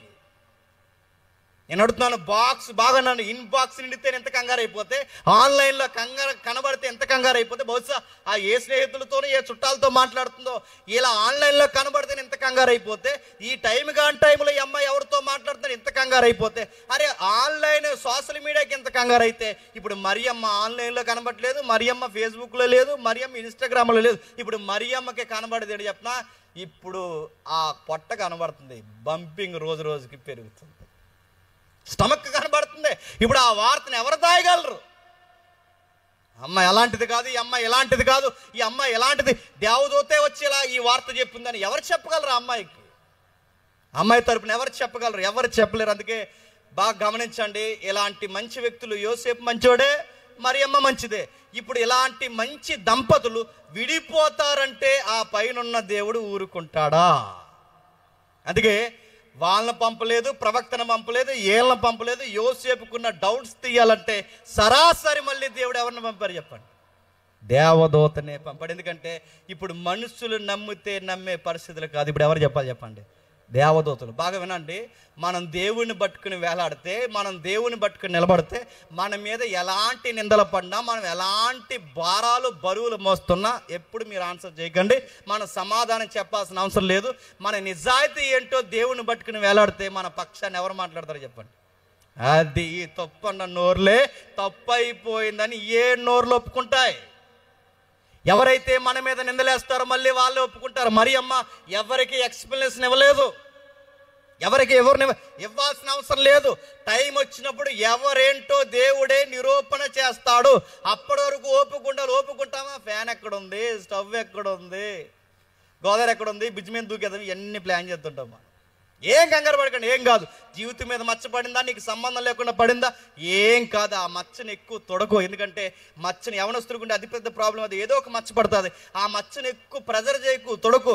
తుడిచేయకూడదు ఆ మచ్చ ఏమవుతుంది చెప్పండి? పెద్దదవుద్ది. ఆ బురదది అలా ఉండే, అది అలాగే వదిలే, ఎండుద్ది. ఎండిన తర్వాత ఒకేసారి అలా కొట్టిపోతుంది అంతే. దాన్ని అలా పట్టుకుని మచ్చడిపోయింది అంటే ఇక్కడ ఉన్న చిన్న మచ్చ జేబీ అంతా పడుతుంది, అక్కడ ఉన్న మచ్చ మొత్తం ఒళ్ళంతా పడుతుంది. అందుకే కొన్ని మచ్చలు పడ్డాయి మరియమ్మ మీద. పెద్ద మచ్చ అంటే ఒక విధంగా యూదుల తరపున చూడాలంటే అలాంటి మచ్చ మోస్తుంది. ఇప్పుడు మరియమ్మ దగ్గరికి వెళ్ళిన గాబ్రియేలు ఇప్పుడు మరొక దూత వెళ్ళి యోసేపు చెప్తున్నాడు, భయపడకు, నీకు విషయం చెప్పాలి. ఆమె చాలా మంచి అమ్మాయి, ఆమె తప్పుడు పనులు చేసో, చీకటి పనులు చేసో, ఎలాంటి తప్పు చేసో ఆ అమ్మాయి గర్భం దాల్చలేదయ్యా, నీకు విషయం చెప్పాలి. ఆమె దేవుని పరిశుద్ధాత్మ వలన గర్భం ధరించింది. మరి చాలా మంది అడుగుతున్నారు, యేసుప్రభు పుట్టుకట పురుష సంయోగంతోనే జరిగిందని కొన్ని కారు కోతలు కోస్తున్నారు ఈ మధ్యకాలంలో. అందుకే చాలామంది మన థియోలాజియన్స్, చాలామంది అపోలోజిటిక్ చేసిన వాళ్ళు, చాలామంది మన డిఫెండర్స్, చాలామంది మన బైబిల్ ఉన్న ఫైటర్స్ లేదా మన బైబిల్ పట్టుకున్న ఫైటర్స్ అడుగుతున్నారు, ఇదిగో ప్రూవ్ చేస్తావా, నీ గాలి కోతలో DNA ప్రకారం ప్రూవ్ చేయగలవా అని అడుగుతున్నారు. అందుకే యోసేపు, బాగా వినండి, యోసేపు కలయిక లేదు. యోసేపు కలయిక ప్రకారం యేసుక్రీస్తు వారు పుట్టలేదు. ఆ పుట్టిక అలా జరగలేదు. పురుష సంయోగంతో జరిగింది కాదనడానికి చాలా చాలా ఎవిడెన్స్ మాట్లాడుతున్నారు. అందుకే ఆదాము నుంచి వచ్చిన వరుస క్రమం యేసుక్రీస్తు కాదు. ఆదాము నుంచి వచ్చిన వరుస క్రమం యేసుక్రీస్తు వారు కాదు. మరి ఈ క్రమం ఏమది? ఇది దేవుని యొక్క వరుస క్రమం నుంచి వచ్చిన దేవుని యొక్క సంకల్పం. ఈ దేహం పరసంబంధమైనది. ఈ దేవుని కుమారుడు దైవ సంబంధమైన వాడు. ఇతను మనుషునికి పుట్టినవాడు కాదు. మరియమ్మ ఆ పుట్టడానికి లేదా ఆయన కనడానికి ఒక అనుకూలమైన స్థలమే తప్ప అసలు మరియమ్మ యొక్క డిఎన్ఏకి యేసు ప్రభుకి సంబంధము లేదు. మీరు కావాలంటే మెడికల్ ప్రకారం కూడా మాట్లాడచ్చు దీన్ని. లేదు, ఎందుకంటే మీకు ఒక విషయం చెప్తాను వినండి. ఈ నేలలో ఒక విత్తనం విత్తుతాం, ఏదో ఒక నేలలో విత్తనం విత్తుతాం. ఇప్పుడు నేల లక్షణాలు ఆ చెట్టుకు వస్తాయా? ఈ నేలలో ఎత్తబడిన ఇత్తనం ఏం తీసుకుంటుంది? ఆ ఇత్తనం నేల నుండి నీరు తీసుకుంటుంది, కావలసిన గాలి తీసుకుంటుంది, తను ఎదగడానికి అనుకూలమైన ఆ స్థలాన్ని మలుచుకుంటుంది తప్ప మట్టి లక్షణాలు చెట్టుకు వస్తాయా? ఇది మీకు అర్థమైతే ఇక్కడ మట్టి అనే ప్లేస్లో ఎవరో తెలుసా? మరియమ్మ. ఇత్తనం ఎవరో తెలుసా? యేసుక్రీస్తు. ఇప్పుడు మట్టికి చెట్టుకి ఎలాగైతే సంబంధం లేదో మరియమ్మకి యేసుక్రీస్తు వారికి ఏ డిఎన్ఏ సంబంధము లేదు. ఇలాంటి పవిత్రమైన పుట్టుక జరుగుతుంటే అనుమానిస్తున్నావు ఏందయ్యా, నీ భార్య మంచిది. ఎంత మంచోడంటే యోసేపు, ఎంత మంచోడు చూడండి. నిజంగా పురుషుడు అంటే ఇలానే ఉండాలండి. ఎంత మంచి అబ్బాయి. ఇప్పుడు మత్తయి సువార్తకు రండి. మత్తయి సువార్త మొదటి అధ్యాయం 18వ వచనం నుండి. మత్తయి సువార్త మొదటి అధ్యాయం 18వ వచనం నుండి. యేసుక్రీస్తు వారు జనన విధం ఎట్లనగా,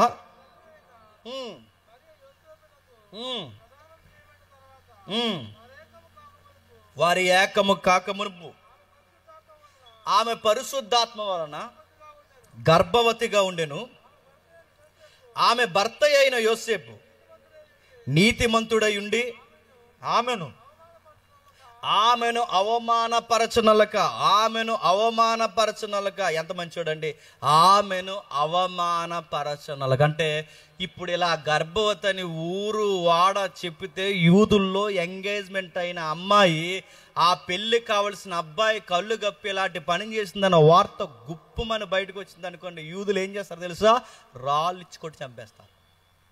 పాత నిబంధనలో ప్రదానం చేయబడిన వాడు పురుషుడు కానీ స్త్రీ కానీ తప్పు చేస్తే అక్కడ సంస్కృతి ఉంది, రాళ్ళు తెచ్చి కొట్టి చంపేస్తారు. ఇప్పుడు మరియమ్మ ఇలా చేసింది, నేను మరియమ్మను చేసుకోను అన్నాడో, ఎందుకు చేసుకోవని ఆ రచ్చబండలో పెద్దలు అడుగుతారు, మోతుబర్లు. ఎందుకు చేసుకోవంటే ఇది ఈ అమ్మాయి ప్రెగ్నెంట్, నేను అంతకు చేసుకోనన్న వార్త ఇప్పుడు బయటికి చెప్పాడు. ఖచ్చితంగా యోసేపు సాక్ష్యం ప్రకారం ఇప్పుడు తనకి పరిశోధన జరిగితే ఇంకా పూర్తిగా అర్థం కాకుండా మరియమ్మని ఏం చేస్తారు చెప్పండి? చంపేస్తారు. అందుకే ఇప్పుడు ఎవరికి చెప్పినా దేవదూత, ఇప్పుడు బాగా వినండి, ఎవరికి చెప్పినా ఇప్పుడు మరియమ్మని అర్థం చేసుకునే పొజిషన్ కాదు. అలాంటి టైంలో ఆయన ఏమి నిర్ణయించుకుంటున్నాడు అంటే ఆమెని రహస్యంగా విడనాడాలనుకున్నాడంట. రహస్యంగా వదిలేసేవాడు బహిరంగంగా వదిలేచ్చుగా. తప్పు చేసింది ఈ పిల్ల నాకెందుకంటే అని బహిరంగంగా వదిలేచ్చుగా. ఎందుకంటే తన గౌరవాన్ని, ఆడపిల్ల గౌరవాన్ని కాపాడిన ఉత్తమ పురుషుడు చెప్పండి యోసేపు. నిజంగా పాత నిబంధన యోసేపుకు తగ్గవాడండి, ఆ పేరుకు తగ్గవాడండి ఈ క్రొత్త నిబంధన యోసేపు. ఆమె గౌరవాన్ని కాపాడు. అక్కడ కూడా పాత నిబంధన యోసేపు అలాగే గౌరవం కాపాడాడు. ఆ సంసారం చేస్తున్న ఆంటీ గారు వచ్చి ఏమన్నదండి ఆ యోసేపుని? ఆయన లేడు, నీకు డబ్బు ఇస్తాను, ఫుడ్ ఇస్తాను, బెడ్ ఇస్తాను, నీకు సౌకర్యాలు ఇస్తాను, 2 క్యారేజీలు పంపిస్తాను అంతే, నీకు అన్నీ చేస్తాను, బెడ్ ఇస్తాను, డబ్బు ఇస్తాను, ఫుడ్ ఇస్తానంటే వెంటనే యోసేపు ఏమన్నాడు? అదే ప్లేస్లో ఈ బతీయంలో ఉంటే ఏమంటారో తెలుసా? తండ్రి దేవా, నీకు ఒక విషయం చెప్పాలి దేవా, అన్నయ్యలు మోసం చేశారు, నాన్న దూరం అయిపోయాడు, అమ్మ చనిపోయింది, దిక్కు లేదు, ఏ ప్రేమ నోచుకోలేదు, గోతులో పడిన నన్ను ఇక్కడ తీసుకొచ్చి ఈరోజు ఇక్కడ కూర్చోబెట్టి ఇంత మంచి ఉద్యోగం ఇచ్చి ఈ ఒంటరి హృదయానికి ప్రేమను పంపించావా? అందుమ్మా నువ్వు ఉన్నావు అందు. ఎవరిని? యోసేపు బాగా, యోసేపు ఆపర్లు ఈ తరానికి వస్తే ఏమంటారు చెప్పిన? ఇదిగో ఓ ప్రేమించే హృదయాన్ని ఆంటీ గారి రూపంలో పంపించావు అందరూ. యోసేపుకి సబ్జెక్ట్ తెలుసు. ఎంత సబ్జెక్ట్ తెలుసా? తెలుసా? అమ్మా నీకు విషయం చెప్పాలి, ఆయన నాకు అయితే, ఆయన నాకు అయ్యగారు అయితే, ఆయన సార్ అయితే, ఆయన అయ్యగారు అయితే, ఇప్పుడు అయ్యగారి భార్య అమ్మ అవుతావమ్మా అని చెప్పాడు. నువ్వు నాకు అమ్మతో సమానం. నీకు విషయం చెప్తానమ్మా, నీ డబ్బొద్దు, నీ ఫుడ్ వద్దు, నీ బెడ్ వద్దు, నువ్వు దగ్గరికి రావద్దు. నువ్వు దగ్గరికి వచ్చావంటే ఇక్కడి నుంచి నేను పరారవుతానన్నాడు. ఆ యోసేపుకు తగిన యోసేపు చెప్పండి, ఈ క్రొత్త నిబంధన యోసేపు. అందుకే అక్కడ ఆమెను అవమానపరచడం. ఒకవేళ ఆమె ఏదో దొంగ కేసు పెట్టింది కానీ ఆ రోజు, ఆ దొంగ కేసు పెట్టినప్పుడు ఈయన వస్త్రం లాగేసి ఎవిడెన్స్ అని చూపించింది. ఇది ఈ రకరకాల పన్నాగాలను పన్నేసి ఆ ఎవిడెన్స్ అని చూపించింది. నిజంగా బాగా వినండి, ఆ యజమాడికి యోసేపు అంటే చాలా నమ్మకం అండి. చక్కటి వివరణ ఇస్తాడు. ఇప్పుడు యోసేపే ఆ సెంటర్లో నిలబడు, అయ్యా మీకు విషయం చెప్తున్నాను, ఈ రోజు మీకు విషయం అర్థం కాకపోవచ్చు, రేపు విషయం అర్థమవుద్ది, మీకు విషయం చెప్తున్నాను వినండి, తప్పు నాది కాదు నీ భార్యదే, ఎప్పటికైనా నీకు అర్థమవుద్ది చూసుకో అని చెబితే అడుగుతాను. యోసేపు వివరణ అందరు నమ్మకపోయినా 10 మంది అయినా నమ్ముతారు, నమ్మరా? అని ఎంత నిర్ణయించుకోండి తెలుసా? మోసే నిందేదో నేను మోస్తాను, భరించే నిందేదో నేను మోస్తాను, నాకు అన్నం పెట్టిన ఇంటి కాపురాన్ని పాడు చేయకూడదని నింద మీదేసుకుని చేయలేకపోయాడు. ఆ యోసేపు మనకు అక్కడ ఎంత ఉత్తమంగా కనబడతాడో ఇక్కడ యోసేపు కూడా చూడండి. ఈ యోసేపు ఇప్పుడు నింద ఉంది, భారం ఉంది, గర్భం ఉంది, కానీ ఆమె రహస్యంగా వదిలేయడం అంటే, విడనాడడం అంటే ఆమెను వదిలేయడమే కాదండి, ఆ ఊరు వదిలి వెళ్ళిపోదాం అనుకున్నాడు. ఏ ఊరు? ఆ ఊరే అనుకున్నాడు. ఊరు వదిలి వెళ్ళిపోవడం ఎందుకు? ఊరు వదిలి వెళ్ళిపోవడం ఎందుకంటే, ఊరు వదిలి వెళ్ళిపోతే ఇప్పుడు ఆమె గర్భవతి, రోజు రోజుకి గర్భం కనబడుతుంది, దాసినా దాగదు. ఇప్పుడు కనబడకుండా యోసేపు తిరుగుతున్నా అనుకోండి, ఈ పని ఎవరిదని అనుకుంటారు జనాలు చెప్పండి? ఈ పని ఎవరిది? ఆ యోసేపే చేసి ఉంటారు ఈ పని. అందుకే ఈ అమ్మాయికి ప్రెగ్నెంట్ అయిన కానీ కనబడకుండా తిరుగుతున్నాడని ఇప్పుడు నింద ఎవరి మీద వేసుకోవాలనుకున్నాడు. తన రహస్యంగా ఎవరికి ఏ వివరణ ఇవ్వకుండా, ఎందుకంటే వివరణ ఇచ్చారో తనను చంపేస్తారు. ఆయన నిలబడ్డాడో మనసు చంపుకుని పెళ్లి చేసుకోలేడు. ఇప్పుడు ఏమీ చేయలేక ఆ నిందే తన మీద వేసుకుని రహస్యంగా తను వదిలేసి వెళ్ళిపోవాలనుకున్నాడు. ఆ రోజు ఆ కాపురం నిలబెట్టింది ఆ యోసేపు అయితే, ఈరోజు ఈమె గౌరవాన్ని ప్రాణానికి అడ్డంగా నిలబడితే ఇలాంటి మంచోళ్ళు విడిపోతానంటే దేవుడు ఊరుకుంటాడు చెప్పండి? ఎప్పుడు గుర్తుపెట్టుకోండి, మంచి వారు విడిపోవడానికి దేవుడు ఇష్టపడ్డు. ఎందుకంటే ఇలాంటి సంబంధాలు భూమి మీద నిర్ణయింపబడవట చెప్పండి, పరలోకంలో నిర్ణయిస్తారట ఇలాంటి బంధాలు. గుర్తుపెట్టుకోండి, ఈ భూమి మీద నిర్ణయింపబడిన పెళ్లి సంబంధాలు కాదు, అక్కడ నిర్ణయిస్తాడు దేవుడు. వాళ్ళు విడిపోతానంటే దేవుడు ఇప్పుడు, అందుకే దేవుడే కలగజేసుకున్నాడు. ఇలాంటి బంధం విడిపోతానంటే దేవుడు ఇష్టపడ్డు. చాలా మంది అనుకుంటారు, మంచి భార్య రావాలంటే ఏం చేయాలి, మంచి భర్త రావాలంటే ఏం చేయాలంటే గోరింటా గట్టిగా అన్నారట. నేను అడుగుతాను, చేతి ముఖం అంతా వేసుకో, గోరింట కట్టుకుంటే ఎర్రగా పండితేనట ఎర్రోడు వస్తాడట. ఎర్రగా పడితే ఈ ఆడపిల్ల ఈ నమ్ముతారండి. గోరింటా కట్టుకుంటే గోరింటాకి కాపురానికి సంబంధం ఉందా? మగపిల్లగాలికి స్లోగన్ ఏంటి చెప్పనా? రే, చెడ్డోళ్ళకి మంచోళ్ళు వస్తారా, మంచోళ్ళకి చెడ్డోళ్ళు వస్తారా అన్నారట. ఏ డొక్కు సంబంధాలు ఉంటాయండి సొసైటీలో? ఇలాంటి నమ్మకండి. మంచోళ్ళకి చెడ్డోళ్ళు, చెడ్డోళ్ళకి మంచోళ్ళు అంటే నేను అడుగుతున్నాను, అలా రాదు బైబిల్ అని చెప్పినా, నువ్వు గాలి అయితే నేను కావాలి చెప్తున్నాను, నువ్వు గాలి గడవైతే నీకు వచ్చేది ఎడతో వస్తే చెప్పినా, గాలి ఎదురుగాలి నీకు అన్ని గుర్తెట్టుకో, నీకు ఆ గాలి వస్తుంది. నువ్వు మంచోడు అయితే నీకు మంచిది వస్తుంది, నువ్వు చెడ్డోడు అయితే నీకు చెడ్డది వస్తుంది. అంటే మనకు తగినట్టే దేవుడు ఏర్పరుస్తాడు. గుర్తుపెట్టుకోండి, మన దేవుడు కోరుకున్నవాడు, నిలబెట్టినవాడు. నువ్వు మంచివాడైతే నీకు మంచిదే, నువ్వు చెడ్డోడు అయితే నీకు చెడ్డ భాగస్వామ్యం వస్తుంది. గుర్తుపెట్టుకో, బైబిల్లో ఆ ప్యాటర్న్ ఉందంటే ఉంది. అబ్రహాముకి తగిన భార్య శారమ్మ, ఇస్సాకుకు తగిన భార్య రెబెక్కమ్మ, యోసేపుకు తగిన భార్య మరియమ్మకు తగిన భర్త యోసేపు. ఇప్పుడు చెప్పండి, మంచోళ్ళకి బైబిల్లో మంచోళ్ళే వచ్చారు, చెడ్డోళ్ళకి లవ్ గివని తిరిగిన లవ్ అని తిరిగిన ఆ లవ్లో రొస్ట్ పట్టించే వాళ్ళే వచ్చారు. కళ్ళు ఆ లవ్ అని తిరిగిన ఆ సంసోనికి కళ్ళు బిగించేశారు దగ్గరుండి. లవ్ అని తిరిగిన ఆ రాహేలమ్మ ఏడిపించేసింది యాకోబుని పట్టుకుని. చచ్చిపోతారండి, ఇది మాట్లాడితే చచ్చిపోతారు. ఈ లవ్లు అలాగంటారండి, వీళ్ళు చచ్చిపోరు, మనం చంపేస్తారు. చచ్చిపోతారంటే యాకోబు తీసుకుపోయి బుద్ధులు ఎక్కడ ఏదో కూడా లెండి పెడతావు, ఎవడిస్తాడు పిల్లల్ని అని అడిగాడు యాకోబు.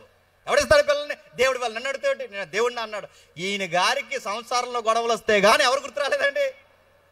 గుర్తుపెట్టుకోండి, దేవుడు ఏర్పరిచిన బంధాలు గొడవ వచ్చినా, ఇబ్బంది వచ్చినా, సమస్యలు వచ్చినా ఆ బంధం అంత ఈజీగా తెగిపోతుంటే దేవుడు చూస్తూ ఊరుకోడు. సంసారాల్లో దేవుడు ఖచ్చితంగా కలగజేసుకుంటాడు. ఇప్పుడు ఇలాంటి బంధం విడిపోతుందంటే దేవుడు ఒప్పుకుంటాడా? అందుకే కలగజేసుకున్న మన దేవుడు ఎలాంటి వాడంటే, నువ్వు దేవుని పట్టుకుని ఏలాడు, చెడ్డ పురుగు నీ జీవితంలోకి వస్తాదన్నా దేవుడు రానివ్వడు. చెడ్డ వ్యక్తులు నీ జీవితంలోకి వస్తానన్న రానివ్వడు. నువ్వు దేవుని పట్టుకుని ఉండు, దేవుని వైపు చూడు. అందుకే యోసేపుకి తగిన భార్య మరియమ్మ, మరియమ్మకి తగిన భర్త యోసేపు. ఇలా ఒకరికొకరు సరిపోతారు. వీళ్ళ బంధాలు బలపడ్డాయి. చాలామంది ఈ భార్య భర్తలకు అనుమానాలు ఎక్కువ ఉంటాయండి. అదే రోగమో మరి, ఈ అనుమానాలు ఎక్కువ. మీ అనుమానాలు ఉన్న ఈ తల్లులకి తండ్రులు అందరికీ చెప్తున్నాను, ఈరోజు జాగ్రత్తగా వినండి, దెబ్బతో మీ అనుమానం పోవును గాక. ఇదే మందు, బాగా వినండి. ఈ అనుమానాలు ఎక్కువ. ఏమని అనుమానాలు తెలుసా? ఆఫీస్కి వెళ్తున్నాడా, లేటుగా వస్తున్నాడు, అరగంట లేట్ అవుతుంది ఈ మధ్య అని అడిగింది. ఆఫీస్కి వెళ్తున్నాడా అని ఈవిడ డౌట్. ఈడు ఆఫీస్కి వెళ్ళి ఇంట్లోనే ఉందా, పక్కింటికి వెళ్ళిందని ఈ డౌట్. అన్ని డౌట్లే అడుగుతున్నాను. ఈ డౌట్ల మీద డౌట్లు, ఈ డౌట్లతో చచ్చిపోయి, అనుమానాలతో చచ్చిపోయి ఒకరినొకరు చంపేసుకుని వీళ్ళందరికీ నేను చెప్తున్నాను, వాడు ఆఫీసుకి వెళ్లకుండా వంకర దారులు పడితే, నువ్వు దేవుని నమ్మిన బిడ్డవైతే నీ భర్త నీ కళ్ళు కప్పితే చూస్తూ ఊరుకుంటాడు అనుకుంటున్నావా? మక్కలు ఎరగొట్టి కూర్చోబెడతాడు, గుర్తుపెట్టుకో. నీ భార్య బాగా వినండి, నువ్వు దేవుని నమ్మిన కుమారుడు అయితే నీ భార్య నీ కళ్ళు కప్పితే దేవుడు చూస్తూ ఊరుకుంటాడా? అలాగే చేసుకుని మంచం పట్టేస్తాడా? బైబిల్లో ఆ ప్యాటర్న్ ఉందంటే ఎందుకు లేదు? అబ్రహాము భార్యని ఎవడో వచ్చి, ఆ ఐగుప్తి అధికారి వచ్చి అబ్రహాము భార్యని ఎత్తుకెళ్ళిపోయి తెల్లారితే పెళ్లి చేసుకుందామంటే రాత్రే దేవుడు దిగేమన్నాడు, నీ మెడకాయ మీ తలకాయ ఉండదు అబ్బాయి అని చెప్పాడు.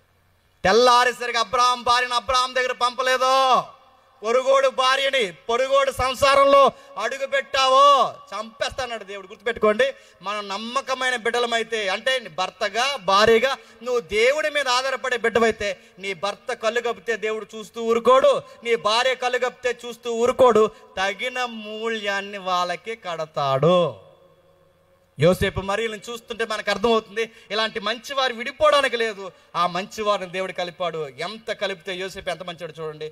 నాకు విచిత్రంగా అనిపిస్తుంది, ఈ భర్త ఎవరైతే ఉన్నాడో తను పెళ్లి చేసుకునే సమయానికి తన భార్య గర్భవతి. ఎంత మంచివాడు. మగలక్షణం అంటే ఏంటి చెప్పనా? మగలక్షణం అంటే వస్తూ ఇంటికి వచ్చి దండ దన్నేసి, వస్తూ బకెట్లు దన్నేసి, ఇక ఏ గొడవలు, ఊరి మీద గొడవలు అనేది తెచ్చి భార్య మీద అరిచేసేవాడు మగలక్షణం కాదండి, గుర్తుపెట్టుకోండి. ఈ మగవాళ్ళందరూ మగలక్షణాలు ఏమనుకుంటారంటే భార్య మీద అరిచేయడమే వీడికి మగలక్షణం అనుకుంటాడు. అది కాదు మగలక్షణం. వీడి ఇంటికి వచ్చామంటే చెప్పిన ఎవరి మీద అంతా నువ్వు వచ్చాక జరిగింది ఇంట్లో అంటాడు. వీడి గొడవలన్నీ ఎక్కడ జరిగినాయి? వీడి గొడవలు ఊరిమ్మడి గొడవలు తెచ్చి ఎవరి మీద అరుస్తాడండి? ఆ బకెట్ తినేస్తుంటాడు, ఆ గోడ తినేస్తుంటాడు, ఆ దడి తినేస్తుంటాడు, ఆ వస్తువులు టీవీ, ఈ పోటీదనం అంతా నువ్వు ఆ గొడవలన్నీ ఆ సెంటర్లో చూడొచ్చుగా, సెంటర్లో చూస్తే మెత్త కూడా పంపించేస్తాను నేను. అందుకే ఆ పక్కనంతా ఎక్కడ చెబుతావు? ఇంట్లో చెబుతావు. లోకుగా దొరికింది భార్య, ఆవిడ మీద అరుతారు. గుర్తుపెట్టుకోండి, మంచి భార్య మీద అరిసావో, మంచి భార్యని ఇబ్బంది పెట్టావో, మంచి భార్యని నువ్వు నిష్ఠూర పెట్టావు. బైబిల్ చెప్తుంది, భర్తలారా భార్యలను నిష్ఠూర పెడితే చరిత్రలో ఏడ్చిన ప్రతి తల్లి చెయ్యి ఎవరు పెట్టుకున్నారో తెలుసా? సంసారంలో నలిగిపోయిన ప్రతి తల్లి చెయ్యి ఎవరు పెట్టుకున్నారు? ఆగర చేయబట్టుకున్నాడు, శారమ్మ చేయబట్టుకున్నాడు, అన్నా చేయబట్టుకున్నాడు, ఎలిజబెత్ చేయబట్టుకున్నాడు. ఎక్కడెక్కడ దేవుడు ఆడపిల్లలు ఏడ్చాడో వాళ్ళ చేయి దేవుడు పట్టుకున్నాడు. ఆ సర్వోన్నతుడు సంసారాల్లో కూడా కలగజేసుకుంటాడు. అందుకే ఈ సంసారంలో కూడా కలగజేసుకున్నాడు. ఇదిగో మీరిద్దరూ ఒకరికొకరు విడిపోవడానికి వీల్లేదు. ఈ అబ్బాయి ఎంత మంచోడంటే, తన భార్యకి ఇంత నిందున్నా తన భార్య నిందన మీదేసుకుని ఆ గర్భాన్ని మరియమ్మనే కాపాడుకుంటూ తిరిగాడంట. ఏంటి, మన పిల్లలంటే మనం ప్రేమించగలం, కానీ నాది కాని గర్భాన్ని నేను ప్రేమించాలంటే ఎంత గుండె ధైర్యం ఉండాలండి. యోసేపు ఎంత మంచోడో చూడండి. తనది కాని గర్భాన్ని కాపాడుకుంటూ ఐగుప్తికి వెళ్ళమంటే ఐగుప్తికి వెళ్ళాడు, అక్కడికి వెళ్ళమంటే అక్కడికి వెళ్ళాడు. ఆ బిడ్డనే, చిన్న బిడ్డని ఎక్కడెక్కడ మోయాలో అక్కడక్కడ తీసుకెళ్ళి మోస్తున్నాడండి. మంచి కుర్రోడండి, మంచి అబ్బాయి అండి. ఈరోజు భక్తులు పేర్లు పెట్టుకుంటాం కానీ ఆ భక్తులు తగ్గట్టు ఉండవు. చాలామంది యోసేపులు ఉంటారు ఇక్కడ, భక్తులు తగ్గట్టు ఉంటావా? అబ్రహాం పేరు పెట్టుకుంటారు, అబ్రహాం గారు మన ఏరియాలో బ్యాందీ తాగేస్తారు. మోసే గారు పచ్చిగా సారా ప్యాకెట్ తాగేస్తారు. మోసే గారు ఎటు మరి సారా తాగేస్తారు మన ఇదిలో. మోసే గారు సారా తాగేస్తారు, అబ్రహాం గారు బ్యాందీ తాగేస్తారు. ఈవిడ ఎవరంటే ఎంత పచ్చి బూతులు మాడుతుంటే శారమ్మ బూతులు మాడుతుంటాయి. భక్తుల పేర్లు కలంకలు తేడానికి పుట్టామండి మన అందరం. యోసేపు అంటే బాగా వినండి, యోసేపు పాత నిబంధనలు యోసేపు తగ్గట్టుగా ఉన్నాడా లేదా? ఆ యోసేపు తగినట్టుగా ఉన్నాడు. ఈ మరియం అంటే మిరియాం మోసే అక్క ఉంది కదా, ఆ మోసే మిరియాముకి తగ్గ మరియా, ఆవిడలాగే నాయకత్వ లక్షణాలు ఉన్నాయి ఈ తల్లికి కూడా. ఎక్కడ చూడండి వాళ్ళ పేర్లకు తగ్గ బతుకులు తగ్గ పేర్లు, మన పేర్లు ఒకటి, బతుకులు ఒకటి. పైగా ఉన్న పేర్లు సరిపోలేదని కొత్త పేర్లు తగిలించి భక్తుల పేర్లు, తాతల పేర్లు కలిపి పెట్టమంటారు పాస్టర్ గారు పొరపాటు చేయడానికి. ఇంకా వాళ్ళ తాతయ్య పేరు కొంచెం మొదటి అక్షరం కలిసేలా పెట్టండి అన్నారట. నేను అడుగుతాను, మీ తాత ఎవరు? ప్రవక్త? చుట్ల కాలి చచ్చిపోయాడు మీ తాత. మీ మామ ఎవరు? పచ్చి బూతులు మాట్లాడి ఆ కక్కలు తిని చచ్చిపోయింది. మేము ఆ డొక్క ముక్క కక్క తిని బాగా అలా చనిపోయింది. భక్తి లేని వాళ్ళు పేర్లు అడుగుతున్నారు. భక్తుల పేర్లు పెట్టుకోండి, పేర్లకు తగ్గట్టు జీవించండి. భక్తుల పేర్లు పెట్టుకోండి, పేర్లకు తగ్గట్టు జీవించండి. ఆ భక్తుడు ఆ పేరు పెట్టుకున్నాడు. ఆ రోజు ఆ సంసారం కాపాడాడు ఆ యోసేపు. ఈరోజు సంసారంలో అడుగులు పెట్టకముందే నింద మోస్తున్న భార్యకు అడ్డంగా నిలబడి నిందల మీదేసుకున్న గొప్ప భర్త ఈ యోసేపు. గుర్తుపెట్టుకోవాలి. భార్యని ఎప్పుడు గుర్తుపెట్టుకోండి, ఏదో ఒక లోపాలు ఉంటాయండి. ఏవో ఒక లోపాలు. ఒకవేళ పెళ్ళి అయితే, లేదా ఆల్రెడీ పెళ్ళి అయితే, లేదా త్వరలో ఎవరైనా ఇక్కడ పెళ్లి చేసుకోకపోతే పురుషులందరూ నేను చెప్తాను, ఏదో ఒక మిస్టేక్ ఉంటుందండి, లేకుండా ఉండదు. ఎందుకంటే ఎగ్జాక్ట్ నాలాగే ఉండాలంటే ఇప్పుడు ఆవిడ కూడా జేమ్స్ అవుతుంది తప్ప నా భార్య ఎందుకు అవుద్ది? ఇప్పుడు నా భార్య ఎగ్జాక్ట్ నేను కోరుకున్న ఫీలింగ్లోనే ఉండాలంటే ఆవిడ కూడా జేమ్స్ అవుద్ది, నా భార్య అవదు. మైనస్లు ఉంటాయి, ఇబ్బందులు ఉంటాయి, ముడతలు ఉంటాయి, మచ్చలు ఉంటాయి, డాగులు ఉంటాయి. వాటన్నిటిని కడిగి అందంగా చేసుకోవాల్సిన బాధ్యత ఎవరు చెప్పండి? భర్తది. అందుకే తగిన భర్త అండి ఎవరు చెప్పండి? యోసేపు గారు. ఆమెకు ముడతలు మచ్చలు లేవు, కానీ సమాజం అలా అనుకుంటుంది. ఎవరు అర్థం చేసుకోకపోయినా తను అర్థం చేసుకుంటే చాలు. ప్రపంచంలో ఎవరు అర్థం చేసుకోకపోయినా పర్లేదు. ఆ కట్టుకున్నవాడు అర్థం చేసుకుంటే చాలు. నిలబడ్డాడు, తీసుకెళ్ళాడు. ఎంత సెక్యూరిటీ ఇవ్వాలో అంత సెక్యూరిటీ ఇచ్చాడు. ఇప్పుడు ఈ వార్త బాగా వినండి. ఎవరికి చెప్పినా చెప్పకపోయినా ఈ 18 సంవత్సరాల ఆడపిల్లకి ఒకే ఒక్క ఫ్రెండ్ ఉంది. ఆ ఫ్రెండ్ పాస్టర్ అమ్మగారు. ఎవరు? ఎలిజబెత్ అమ్మగారు. ఆ ఎలిజబెత్ అమ్మ దగ్గరికి వెళ్ళి చెప్తున్నాడు. ఇప్పుడు చెప్పాలి ఈవిడ, ఎందుకంటే చెప్పకుండా ఉండకూడదు. ఖచ్చితంగా ఫ్రెండ్స్కి మన సీక్రెట్స్ పంచుకోమా? ఖచ్చితంగా. అందుకే నేరం చేసిన వెంటనే పోలీసులు ఎవరిని పట్టుకుంటారో తెలుసా? ఎందుకు? ఈ దొంగేదలందరూ రహస్యాలు దొంగేదల దగ్గర ఉంటాయి. అందుకే ఏదైనా నేరం జరిగితే ముందు ఆడ ఫ్రెండ్స్ ఎక్కడైనా లాక్కిరండి, కూర్చోబెడతారు, మోకాలు గుంజీలేసి, లేదా ఆ కింద పడుకుబెట్టి ఇంత లబ్బర్లు ఉంటాయండి స్టేషన్లో, అవి ఇచ్చి అరికాల మీద కొడితే మైండ్ ఇక్కడ బాగా పనిచేస్తుంది అనమాట. ఇంకోటి ఉంటుంది, విమానం ఎక్కిస్తారు. విమానం అంటే ఈ 2 చేతులు ఇలా వెనక్కి కట్టేస్తారు. బాగా వినండి, ఈ 2 చేతులు వెనక్కి కట్టేసి ఈ మధ్యలో తాడేసి పైకి లాగేస్తారు, ఉక్కికేసి ఇలా. నేను క్రైమ్ బ్రాంచ్లో ఉండగానే చెప్తున్నాను. ఈ పైకేసి ఇలా లాగేస్తే ఈ గూళ్ళు 2 వెనక్కి పోయాక కొట్టక్కరొద్దు, తిట్టక్కరొద్దు, ఆడే నిజం చెప్పేస్తాడు. ఫ్రెండ్స్తో నిజాలు చెప్పించడం డెడ్ ఈజీ, చాలా ఈజీ చెప్పేస్తాడు. నువ్వు అనుకుంటావు నా గుండె, నా కిడ్నీ ఈడు ఇంకెవరికి చెప్పడానుకుంటాడు. ముందు నీ గుండె తీసి పెడతాడు, గుర్తుపెట్టుకో. ఆడు చెప్తారు ఖచ్చితంగా. ఈ ఫ్రెండ్స్ ఖచ్చితంగా దొరుకుతారు. అందుకే మన రహస్యాలు ఖచ్చితంగా ఈ నోరాగదు. మనిషికుండే వీక్నెస్ ఏంటో చెప్పినా ఖచ్చితంగా పక్కోడికి పంచుతాం. ఇప్పుడు ఈ వార్త ఇది గుడ్ న్యూసే. ఇప్పుడు మరియమ్మ ఎలిజబెత్కి పంచాలి ఈ వార్త. ఏమని చెప్తుంది? అమ్మగారు, పాస్టర్ అమ్మగారు, మీకు విషయం చెప్పాలి. మీరు గర్భవతి అవుతారని చెప్పిన గాబ్రియేలే మళ్ళీ నా దగ్గరకు వచ్చి మరో వార్త చెప్పాడు. ఏమని చెప్పాడంటే మీరు కూడా గర్భం ధరించారని చెప్పారు. మీకు వార్త చెప్పాలమ్మా. సర్వోన్నతుడైన కుమారుడు నా గర్భాన్ని పుట్టబోతున్నాడు, ఈ లోకాన్ని వేలబోతున్నాడు. ఇదిగో సర్వోన్నతుడైన దేవుని కుమారుడు రాజ్యాన్ని యుగయుగాల పరిపాలన చేయబోతున్నాడు అనగానే ఇప్పుడు సీనియర్ పాస్టర్ అమ్మ గారికి ఎలా ఉండాలండి? ఏంటి, నీ గర్భాన్ని దేవుని కొడుకు పుడతాడా? నా గర్భాన్ని పుట్టినోడేమో నీ కొడుక్కి ముందుగా పైలట్గా పనిచేయడానికి పుడతాడా? లోకవిచ్చిన నీ కళ్ళు ఎంత నెత్తికెక్కేసే నీకు అందా? అడుగుతున్నాను, అందా? ఎంత మంచి పాస్టర్ అమ్మ చూడండి. ఆ రోజు తగిన విశ్వాసికి తగిన దైవజనరాలు. ఈరోజు అలా లేరు. ఈరోజు ఎలా ఉన్నారంటే వాక్యాలు ఉన్నారులేండి కొంతమంది ఉన్నారు మాట్లాడుకునే వాళ్ళు, కొంతమంది ఉన్నారు మాట్లాడుకునే వాళ్ళు. చాలామంది వాక్యాలు మాట్లాడుకోవాలి. ఇంటికి వస్తారండి, కొంతమంది ఉంటారండి దైవజనుల ఇంట్లో పరిచయం చేస్తారు. మంచిదే, చేయండి. వాళ్ళకి వయసు మళ్ళింది, సహాయం చేయండి. వాళ్ళకి దైవజనులకి పరిచయం చేయండి, తప్పు కాదు. కానీ పరిచర్య చేసి మాత్రమే ఆగిపోకండి. కాస్త వాళ్ళ దగ్గరికి వెళ్ళినప్పుడు 4 ముక్కల వాక్యాలు నేర్చుకోండి. అవి నేర్చుకోరు. ఏమంటారు చెప్పిన పాస్టర్ గారు, ఆ వాకులు ఉడిసేసి ఇవన్నీ ఊడ్చిన తర్వాత మీకు నాకు స్ట్రాంగ్గా టీ అట్టమంటారా? మీకు గ్లాసు నాకు గ్లాస్ తాగేసి ఏం చేస్తారు? ఒక వాక్యం ఉండదండి, ఏముండదు. పరిచర్య చేయడమే భాగ్యం అనుకోకండి. ఇలాగే చేసింది ఆ మార్త. ఏం చేసింది? ప్రభువుకి పరిచర్య మాత్రమే చేసింది, వాక్యాన్ని దూరం పెట్టింది. ప్రభు ఏమన్నాడు? నువ్వు నీ వంటలో తగలండు గాక, ముందు వాక్యం వినన్నాడు. నీ పరిచర్య తర్వాత పరిచర్య ఎప్పుడు విలువల్లోకి వస్తుంది? నీలో వాక్యం ఉన్నప్పుడు. ఇప్పుడు ఈ తల్లి చూడండి, వాక్యం పంచుకుంటుంది. ఫ్రెండ్ అంటే అలానే ఉండాలి, వాక్యం పంచుకుంటుంది. వెళ్ళింది, అమ్మ నీకు విషయం చెప్పాలని. చెప్పక ముందే ఇప్పుడు అర్థం చేసుకుంటే పర్లేదండి. అర్థం చేసుకోకపోగా మంచి పాటలు పాడతావు అనుకున్నాను, మంచి అమ్మాయి అనుకున్నాను, మంచి భక్తురాలు అనుకున్నాను, ఎక్కడో చీకటి పని చేసి ఇప్పుడు గర్భం ధరించి గాబ్రియల్ వచ్చిందని చెబుతున్నావా? ఇలాంటి దాన్ని అనుకోలేదని ఆమె తిరగబడితే, మన దేవుడు ఎంత గొప్పడో తెలుసా? మనం దేవుని చిత్తము నెరవేర్చే బిడ్డలమైతే మన నోట మాట రాకముందే, ఎలిజబెత్కి ఒక్క మాట చెప్పకముందే, ఇంకా ఎలిజబెత్కి చెబుదామని వెళ్ళే సమయానికే ఎలిజబెత్తే సాంగ్ పాడి పిలిచిందట. అమ్మా నా తల్లి, స్త్రీలలో ధన్యురాలా, రా, నీ కొరకు నేను ఎదురు చూస్తాను. నేనే కాదు, నా గర్భంలో ఉన్న శిశువు కూడా గంతులేస్తున్నాడు. మన దేవుడు ఎంత గొప్పడో చూడండి. మనం వివరణ ఇవ్వకముందే మనం ఏంటో ఎదుటోళ్ళకి చెబుతున్నాడు చూడండి.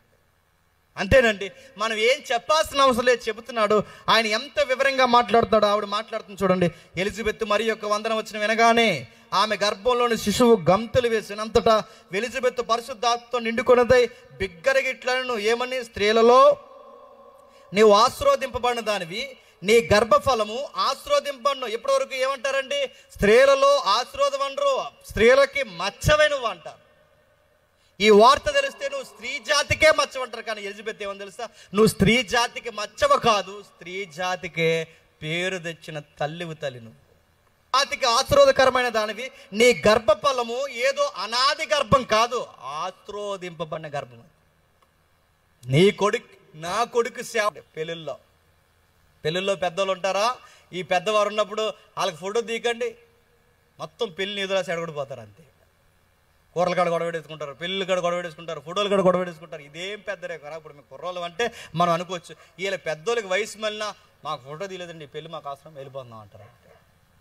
గోంగూర పచ్చడి కోసం గొడవ పెట్టుకునే పెద్దోళ్ళు ఉన్నారు తెలుసు, కేవలం పెళ్ళికి. ఇప్పుడు పెద్దోడివి నువ్వు ఇలా గలిబిలి చేస్తే పెళ్ళి ఆగిపోతే ఇది పద్ధతి కాదు, మనం తగ్గించుకోవాలి. ఎవరు మనం పట్టించుకున్నా పట్టించుకోకపోయినా సీనియారిటీ అంటే అదే అనిపించుకుంటారు. జరగకుండా జరిగే వాటిని ఆపేయడమే, అన్నిటినీ సమాధానపరచడమే సీనియారిటీ. అది ఉందా ఈరోజు?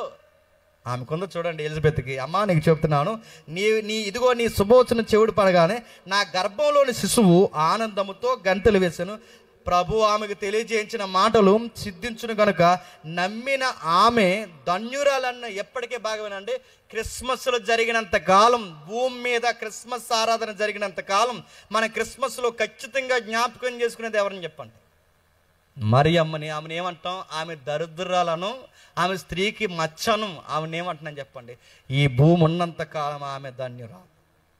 ఈ భూమి ఉన్నంత కాలం ఆమె ధన్యురాలు. ఏ స్త్రీ చేయలేని త్యాగము, ఏ స్త్రీ మోయలేని భారము, ఏ స్త్రీ భరించలేని కష్టాన్ని ఆ తల్లి భరించింది. ఆ దేవుని కొరకు అసూలు బాస్. ఇదంతా ఎలిజబెత్ అమ్మ పాటలో చెప్పింది. నేను ముగించేస్తున్నాను. ఏం చెప్పింది పాటలో? నా తల్లి, నా తండ్రి యొక్క, లేదా నా స్త్రీలలో ఆశీర్వదింపడిన నా తల్లి నా దగ్గరకు వచ్చాను, నా ప్రభు యొక్క తల్లి నా యొద్దకు వచ్చుట. ఇదంతా పాట అండి. ఎలిజబెత్ అమ్మ ఏం చేస్తుంది? ఒక సాంగ్ పాడి ఎలకం చెప్తుంది. ఎవరికి? మరియమ్మకి. ఒక సాంగ్ పాడి ఎలకం చెప్తుంది. ఇది క్రిస్మస్ సాంగ్. ఇప్పుడు ఆవిడ సాంగ్ పాడింది కనుక మరియమ్మ కూడా క్రిస్మస్ పాట పాడింది. ఏం పాట పాడింది? కింద నుంచి పాట పాడుతుంది చూడండి. 46 వచ్చింది. అప్పుడు మరి ఇట్లా నేను, నా ప్రాణం ప్రభువుని కనపరుచుచున్నది, ఆయన తన దాసురాలి దేన స్థితి కటాక్షించను. దేన స్థితి కటాక్షి. నాకు విచిత్రంగా ఉంటుందండి. మరియమ్మలో దేవుడికి బాగా నచ్చింది ఏంటట? మరియమ్మలో యేసు ప్రభు వారికి, లేదా తండ్రి అయిన దేవునికి బాగా నచ్చింది ఏంటట? ఆమెకు అర్థమైంది, తన అందము కాదు, తన రూపం కాదు, తన వయసు కాదు, ఇవేమీ కాదు. ఆ అమ్మాయిలో దేవుడికి నచ్చినది ముఖ్యమైనది ఏంటో తెలుసా? ఆమెన్న దేన స్థితి నచ్చిందంట. ఈ దీనురాల్ని దేవుడు ఇష్టపడ్డాడు, ఈ దీనురాల్ని కటాక్షించాడు. నాలో చెప్పుకోవడానికి ఏమి? నా జ్ఞానమును బట్టో, నా ఐశ్వర్యాన్ని బట్టో, నా అందాన్ని బట్టో, నా పదవులు బట్టో, నా అధికారాన్ని బట్టి కాదు. ఈ దీనురాలి దేన స్థితిని చూసి నా దేవుడు నన్ను ఇష్టపడ్డాడు. ఎప్పుడు గుర్తుపెట్టుకోండి, ఇలాంటి ఉత్తమ కొడుకు, దేవుని కుమారుడే ఈమె గర్భాన్ని పుడితే ఈమె కళ్ళు ఎక్కడున్నాయండి? నెత్తి మీదకి పోలే చెప్పండి. ఎక్కడుండాల్సిన కళ్ళు అక్కడ ఉన్నాయి. తనను తాను తగ్గించుకొని, నేను ఎంత భాగ్యవంతురాలని మీరు నన్ను పొగుడుతున్నారు, కానీ నేను ఎప్పటికీ దీనురాలనే. అంతే. నేను ఎప్పటికీ దేవుని దృష్టిలో తగ్గించుకున్న దాన్నే, నేను ఎప్పటికీ దేవుని దృష్టికి కటాక్షం పొందిన దాన్నే. నాకు ఒక విషయం అర్థమవుతుందని పాట పాడుతుంది. నా ఆత్మ నా రక్షకుడైన దేవుని యందు ఆనందించను, సర్వోన్నతుడు నాకు గొప్ప కార్యము చేసెను గనుక ఇది మొదలుకొని అన్ని తరముల వారు నన్ను ధన్యురాలందుదురు. ఆయన నామం పరిశుద్ధము, ఆయనకి భయపడే వారి మీద ఆయన కనికరము తరతరాలుండును. ఆయన తన బాహు చేత పరాక్రమను చూపును. వారి హృదయాలోచనల విషయమై గర్విష్ఠులను చెదరగొట్టును. సింహాసనం మీద నుండి బలవంతులను పడదోసి దీనులను ఎక్కించును. ఆకలిగొని వారిని మంచి పదార్థంతో తృప్తిపరిచి ధనవంతులను వట్టి చేతులతో పంపివేయను. అబ్రహామునకును అతని సంతానానికి యుగాంతం వరకు తన కనికరమును చూపి జ్ఞాపకం చేసుకుందని మన పితరులతో సెలవిచ్చినట్టు ఆయన తన సేవకుడైన ఇశ్రాయేలుకు సహాయం చేసిన. ఇదంతా ఒక పాట. ఆ పాటలో కొన్ని పదాలు వాడుతుంది చూడండి, నేను నోట్ చేస్తాను, మీరు జాగ్రత్తగా చూడండి. దీన స్థితి అంది, కటాక్షం అంది, మరొకటి పరిశుద్ధత అంది, 50 వచనంలో కనికరం అంది, 51లో బాహు అంది, అదే వచనంలో గర్విష్ఠులను చెదరగొడతాడంది, 52 వచనంలో సింహాసనం మీద దిగి దీనులను దరిద్రులను దీనులను సింహాసనం ఎక్కిస్తాడు, బలవంతులను కిందకు తోసేస్తాడంది, 53 వచనంలో ఆకలిగా ఉన్న వారికి అన్నం పెడతాడు, బలవంతులను వట్టి చేతులతో పంపుతాడు. ఈ వాగ్దానాన్ని నేను ఇప్పటివి కాదు, అబ్రహాము సంతానానికి ఇస్తానని అబ్రహాము కాలం నుంచి వాగ్దానం చేస్తాను. అంటే ఈవిడికి ఇంత పెద్ద పాట ఎక్కడది? ఇప్పటికిప్పుడు రాసుకొచ్చిన పాట కాదు, ఇప్పటికిప్పుడు పాడుతున్న పాట కాదు. ఇంత పెద్ద పాట ఈ 18 ఏళ్ళ ఆడపిల్లకి ఎక్కడదంటే ఎక్కడో పాత నిబంధనలో అన్నా పాడింది. ఎవరు పాడింది? అన్న. అంటే అన్న అంటే ఎవరు? సమూయేలుని కన్నా అదే సమూయేలు గారి తల్లి. ఆమె బాధల్లో ఉన్నప్పుడు పాడిన పాటే ఇప్పుడు మరియమ్మ పాడుతున్న పాట. అక్కడ మొదటి సమూయేలు 2వ అధ్యాయంలో పాడుతున్న పాటే ఇప్పుడు మరియమ్మ పాడుతున్న పాట. మీరు ఇంటికి వెళ్ళిన తర్వాత చదవండి. ఆ 2వ అధ్యాయంలో ఇదే పాట ఉంటుంది, అన్న పాడింది. ఇప్పుడు ఆ పాట ఎందుకు పాడుతుంది? ఆ రోజు సంసార చదరంగంలో సవితి పోర్లో బిడ్డలు లేక గొడ్రాలతనం మోస్తున్న ఆ అన్నాకి వాదార్పేండి తెలుసా? అదే పాట ఇప్పుడు ఈ నిమిషంలో, ఈ సంసారంలో, ఈ యవన జీవితంలో ఇప్పుడు ఇబ్బందులు పడుతున్నప్పుడు ఇదే పాట మళ్ళీ ఎవరికి వాదార్పవుతుంది చెప్పండి? అవి క్రిస్మస్ పాటలు అంటే. సుఖ పుట్టింది చంద్రుడు పుట్టాడు కాదు పాట. మన పాటలు ఎదుటి వారికి వాదార్పు అవ్వాలి, మన పాటలు ఎదుటి వారికి దీవెన అవ్వాలి. ఆ రోజు ఎలిజబెత్ పాట అర్థవంతమైన పాట, మరియమ్మ పాట అర్థవంతమైన పాట. వాళ్ళ జీవితాలు తీసుకున్న నిర్ణయాలు చూడండి. విచిత్రంగా ఉండేది, నేను ముగించేస్తున్నాను. పెళ్ళయి సుమారు వృద్ధాప్యం 70-80 సంవత్సరాలు వచ్చిన తల్లి కాకుండా నిలబడిన తల్లి ఎలిజబెత్ అయితే, పెళ్ళి కాకుండానే బిడ్డను కనడానికి సిద్ధమైన కన్య పిల్ల ఎవరు చెప్పండి? మరియమ్మ. 2 తల్లులు త్యాగం చేస్తే, వాళ్ళ దేవుని కొరకు నిలబడితే ఆ రోజు జరిగింది మొదటి క్రిస్మస్, నిజమైన క్రిస్మస్. గుర్తుపెట్టుకోండి. ఈరోజు త్యాగాలు ఉన్నాయా? ఈరోజు దాతృత్వాలు ఉన్నాయా? ఈ రోజు అడుగుతున్నాను, మీ బంగారం వద్దు, మీ బాలం వద్దు, మీ సాంబ్రాణి, ఇవేమీ దేవుడు అడగట్లేదు. కానీ ఒక్కొక్కటి అడుగుతున్నాడు, కొంచెం ప్రవర్తన కలిగి దేవుని చిత్తము నెరవేర్చడానికి రండి చాలు. మీ శరీరములను ఆయనకి సజీవ యాగముగా ఇవ్వడానికి రండి చాలు. ఇదే ఆయనకి కావాల్సిన అతిపెద్ద బహుమానం. గుర్తుపెట్టుకోండి. ఉన్నాయి ఈరోజు లేదు. ఈరోజు బహుమానాలు అంటే తెలుసా? ఈరోజు ఏంటి బహుమానాలు? క్రిస్మస్ కేక్ కోయడం, చెరుకు ముక్క తినడం, ఆ కేక్ మనకి ఎట్టకపోతే కోపమించడం, వేరే సంఘానికి వచ్చే సంవత్సరం నుంచి వెళ్ళిపోవడం. ఇది మన క్రిస్మస్. పాస్టర్ గారికి ఎన్నో చేసాం, మాకు కనీసం కేక్ కూడా ఎట్టలేదు. ఇంకా అనవసరం అండి. ఆయన కత్తి కూడా మేము కొన్నామండి, కనీసం కట్ చేసినప్పుడు ఆ కత్తి ఏ పని చూసినప్పుడు మా వైపు చూడలేదండి. ఇది గొడవలు. నేను అడుగుతున్నాను, ఇది కాదు కృతజ్ఞత అంటే.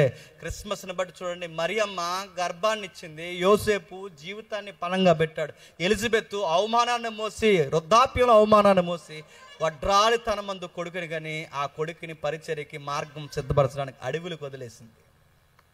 క్రిస్మస్లో ఎవరిని మీరు కదపండి, ఒక్కొక్క త్యాగం ఉంది. మరియమ్మది ఒక త్యాగం, యోసేపుది ఒక త్యాగం, ఎలిజబెత్ ఒక త్యాగం, జకరియది ఒక త్యాగం, యోహానుది ఒక త్యాగం. ఈరోజు త్యాగాలు లేని క్రిస్మస్లే చెప్పండి మానవే. ఈరోజు అడావుళ్ళు ఎక్కువైనాయి. ఈరోజు క్రిస్మస్కి నేను అడుగుతున్నాను, ఏం త్యాగం చేయాలంటే నేను మరి చెప్తున్నాను, మీ డబ్బులు వద్దు, మీ బంగారాలు వద్దు. ఆయనకు కావాల్సింది ఏంటో తెలుసా? రేపు నుంచి చెత్త చెదారాలు చూడడం మానే.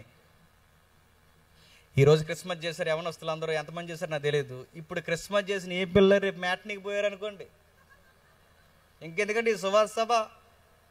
ఇప్పుడు క్రిస్మస్ చేసిన మీరే రేపు సినిమాలకు పోతే అడుగుతున్నాను, దేవుళ్ళు ఎక్కడ అనుకుంటున్నారా? ఈరోజు ఐక్యతతో క్రిస్మస్ పెట్టిన మీరే గుర్తుపెట్టండి, రేపు పొద్దున్న ఈ ఊరు వాడ గుర్తుపెట్టుకోండి. బైబిల్ చదువుతుందో లేదో నాకు తెలియదు, కానీ ఈ క్రిస్మస్ పెట్టిన వాళ్ళని బాగా చదువుతుంది, గుర్తుపెట్టుకోండి. ఏం చేస్తున్నారు, ఏం మాట్లాడుతున్నారు, ఎక్కడ పట్టినారు, ఇవన్నీ ఖచ్చితంగా చూస్తుంది. క్రిస్మస్ పెట్టడం ఎంత సరదానో, క్రిస్మస్ పెట్టడం ఎంత బాధ్యతో. ఇప్పుడు మళ్ళీ వచ్చే ఏడాది వరకు మీ మీద ఒక్క మచ్చ రాకుండా దేవుని కొరకు పనంగా మీ జీవితాన్ని ఇవ్వడం కూడా అంత ప్రాముఖ్యం. ఇదే నిజమైన ఆరాధన, గుర్తుపెట్టుకోండి. క్రిస్మస్ అనగానే వర్షిప్, క్రిస్మస్ అనగానే ఆరాధన, క్రిస్మస్ అనగానే మస్ అంటే వర్షిప్, ఆరాధన. ఇప్పుడు క్రిస్మస్లో ఏమైంది తెలుసా? క్రిస్మస్ అంటే ఆరాధన పోయింది, మెస్ వచ్చింది.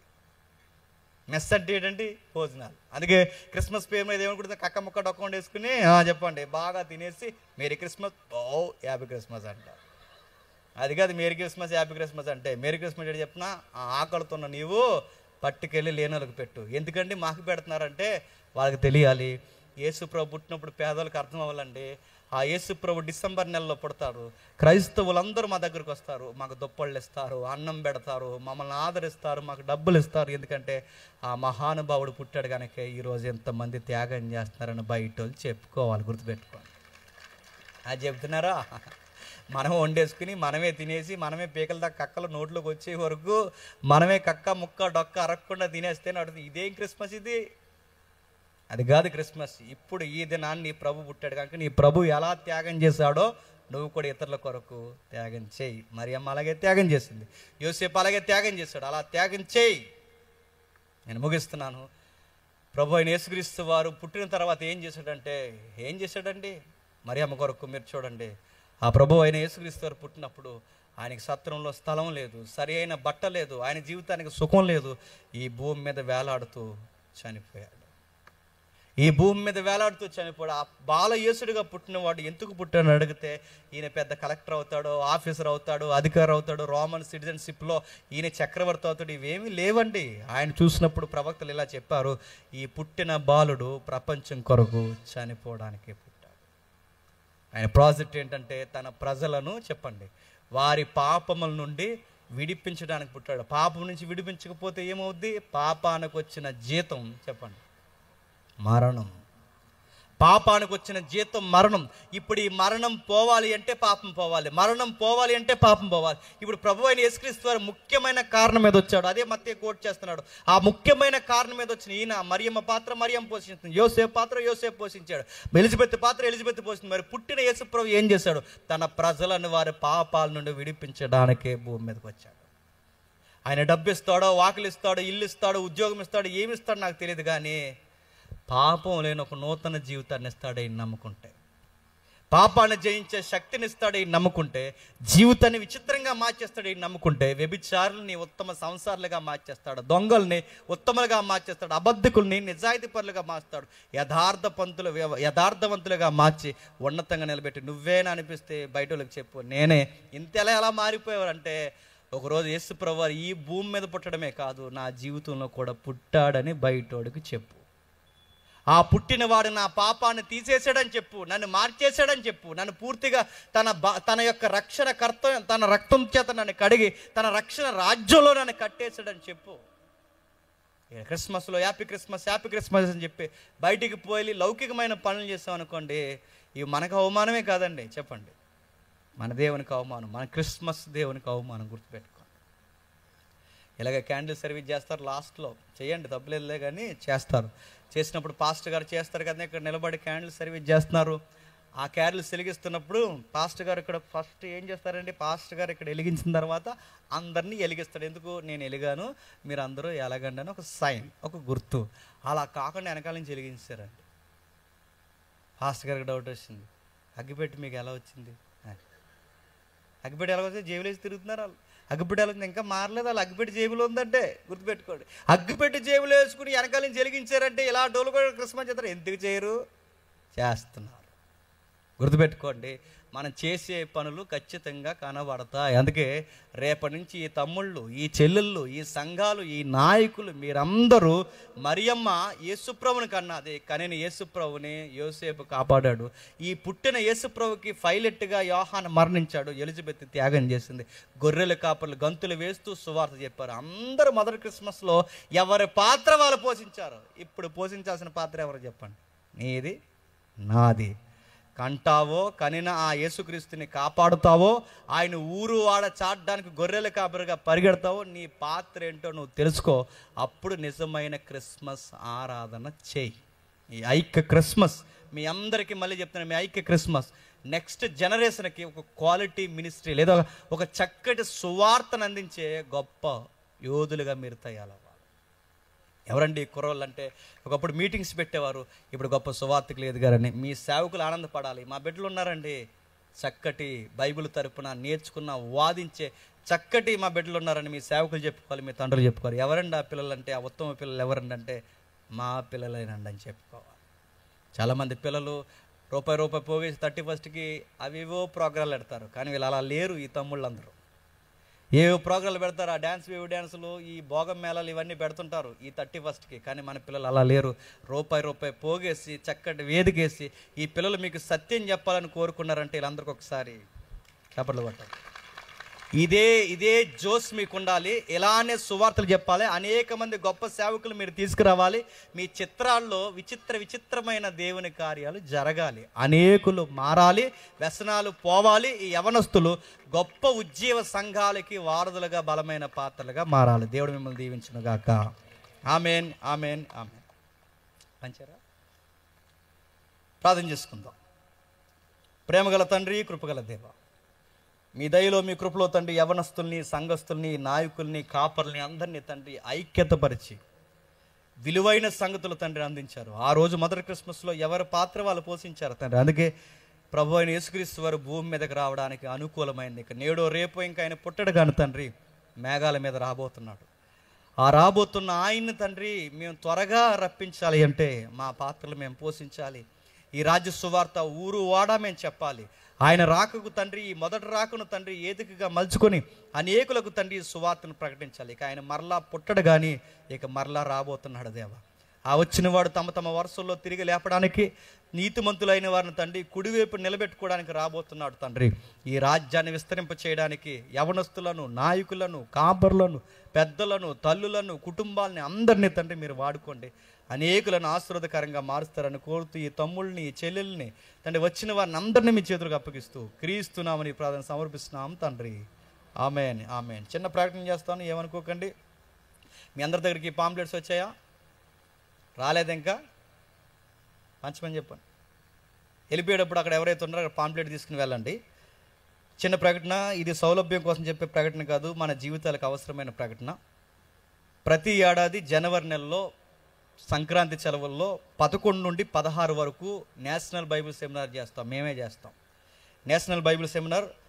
ప్రతి ఏడాది జనవరి నెలలో 11 నుండి 16 వరకు నేషనల్ బైబిల్ సెమినార్ జరుగుతుంది. ఇందులో ముఖ్యమైన సంగతులు ఏంటంటే, కుటుంబాలు ఎక్కువగా కట్టబడాలి అంటే, కుటుంబాలు బలంగా ఉండాలంటే ఖచ్చితంగా ఇక్కడే మన ఏదైతే రామేశ్వరంపేట ఉందో మీకు తెలుస్తుంది. ఆదిత్య కాలేజ్, ప్రగతి ఇంజనీరింగ్ కాలేజీ, సూరంపాలెం ఉందగా, అదే ఏరియాలో ఒక క్రిస్టియన్ బీఈడి కాలేజ్ ఉంది. అక్కడ ఆ బీఈడి కాలేజీలో 6 రోజులు ఈ నేషనల్ బైబిల్ సెమినార్ జరుగుతుంది. వీలైతే అక్కడికి రండి. కుటుంబాలు అక్కడ కట్టబడాలంటే ఖచ్చితంగా అక్కడికి రండి. యవనస్తులు వ్యసనాలు వదిలిపోవాలంటే అక్కడికి రండి. అనేకులు క్రైస్తవ తార్కిక సిద్ధాంతాలు, అనేక రక్షణ సిద్ధాంతాలు తెలియండి, ఖచ్చితంగా అక్కడికి రండి. అనేక విషయాలు మీరు నేర్చుకుంటారు. సుమారు 6 రోజులు, మళ్ళీ చెప్తున్నాను, 6 రోజులు. ఈ 6 రోజులు మేమే రూమ్స్ ఇస్తాం, మేమే భోజనాలు పెడతాం, అన్నీ ఉచితంగా మేము చేస్తాం. సుమారు అన్ని రాష్ట్రాల నుంచి 4000 మంది పైసలకు మా దగ్గరకు వస్తారు ప్రతి ఏడాది. మీరు కూడా రావాలనుకుంటే 6 రోజులు రండి. భోగమంటలు, ఆ మంటలను తిరక్క అక్కడికి రండి. మీ కుటుంబాలు బాగుంటాయి, ముఖ్యంగా మీ యవనస్తులు బాగుంటారు. బైబిల్లో అనేక లోతైన విషయాలు ఎరుగుతారు. ఎంతో దూరం కాదు, మీకు ఇక్కడే మన పెద్దాపురం మండలం దాటితే ఆ పక్కనే జరుగుతుంది. అడ్రస్ అంతా మీకు అందులో ఉంటుంది. మీకు ఫీజులు, భోజనాలు వీటి కొరకు ఏం కంగారు అవ్వకండి. 3 పూటల భోజనం మేమే పెడతాం. దానికి కట్టాలనుకుంటే 50 రూపాయలు. ఆ 50 రూపాయలు కట్టడం మాకు బడ్జెట్ ప్రాబ్లం అంటే అది కూడా మేము అడగం. మీరు రావడమే మాకు ప్రాముఖ్యం. 6 రోజులు జరుగుద్ది. నేనుంటాను. ఎండాలజీ చెప్పే ప్రవీణ్ పగడాల గారు ఉంటారు, సునీల్ కుమార్ గారు, వంశీ గారు, మా మ్యూజిక్ డైరెక్టర్ ఇంకా ఎవరైతే ఉన్నారో కొంతమంది వక్తలు ఉన్నారు. వీళ్ళందరూ కలిసి 6 రోజులు చక్కటి నేషనల్ బైబిల్ సెమినార్ జరుగుతుంది. మళ్ళీ చెప్తున్నాను, వెళ్ళిపోయే ముందు 6 రోజులు మీరు ఉంటే అక్కడ వెళ్ళిపోయే ముందు మీకు వెళ్ళాలని అనిపించదు, ఏడుస్తూ ఇంటికి వెళ్తారు. అంత గొప్పగా జరుగుద్ది. వీలైతే రండి. దేవుడు మిమ్మల్ని దీవించును గాక.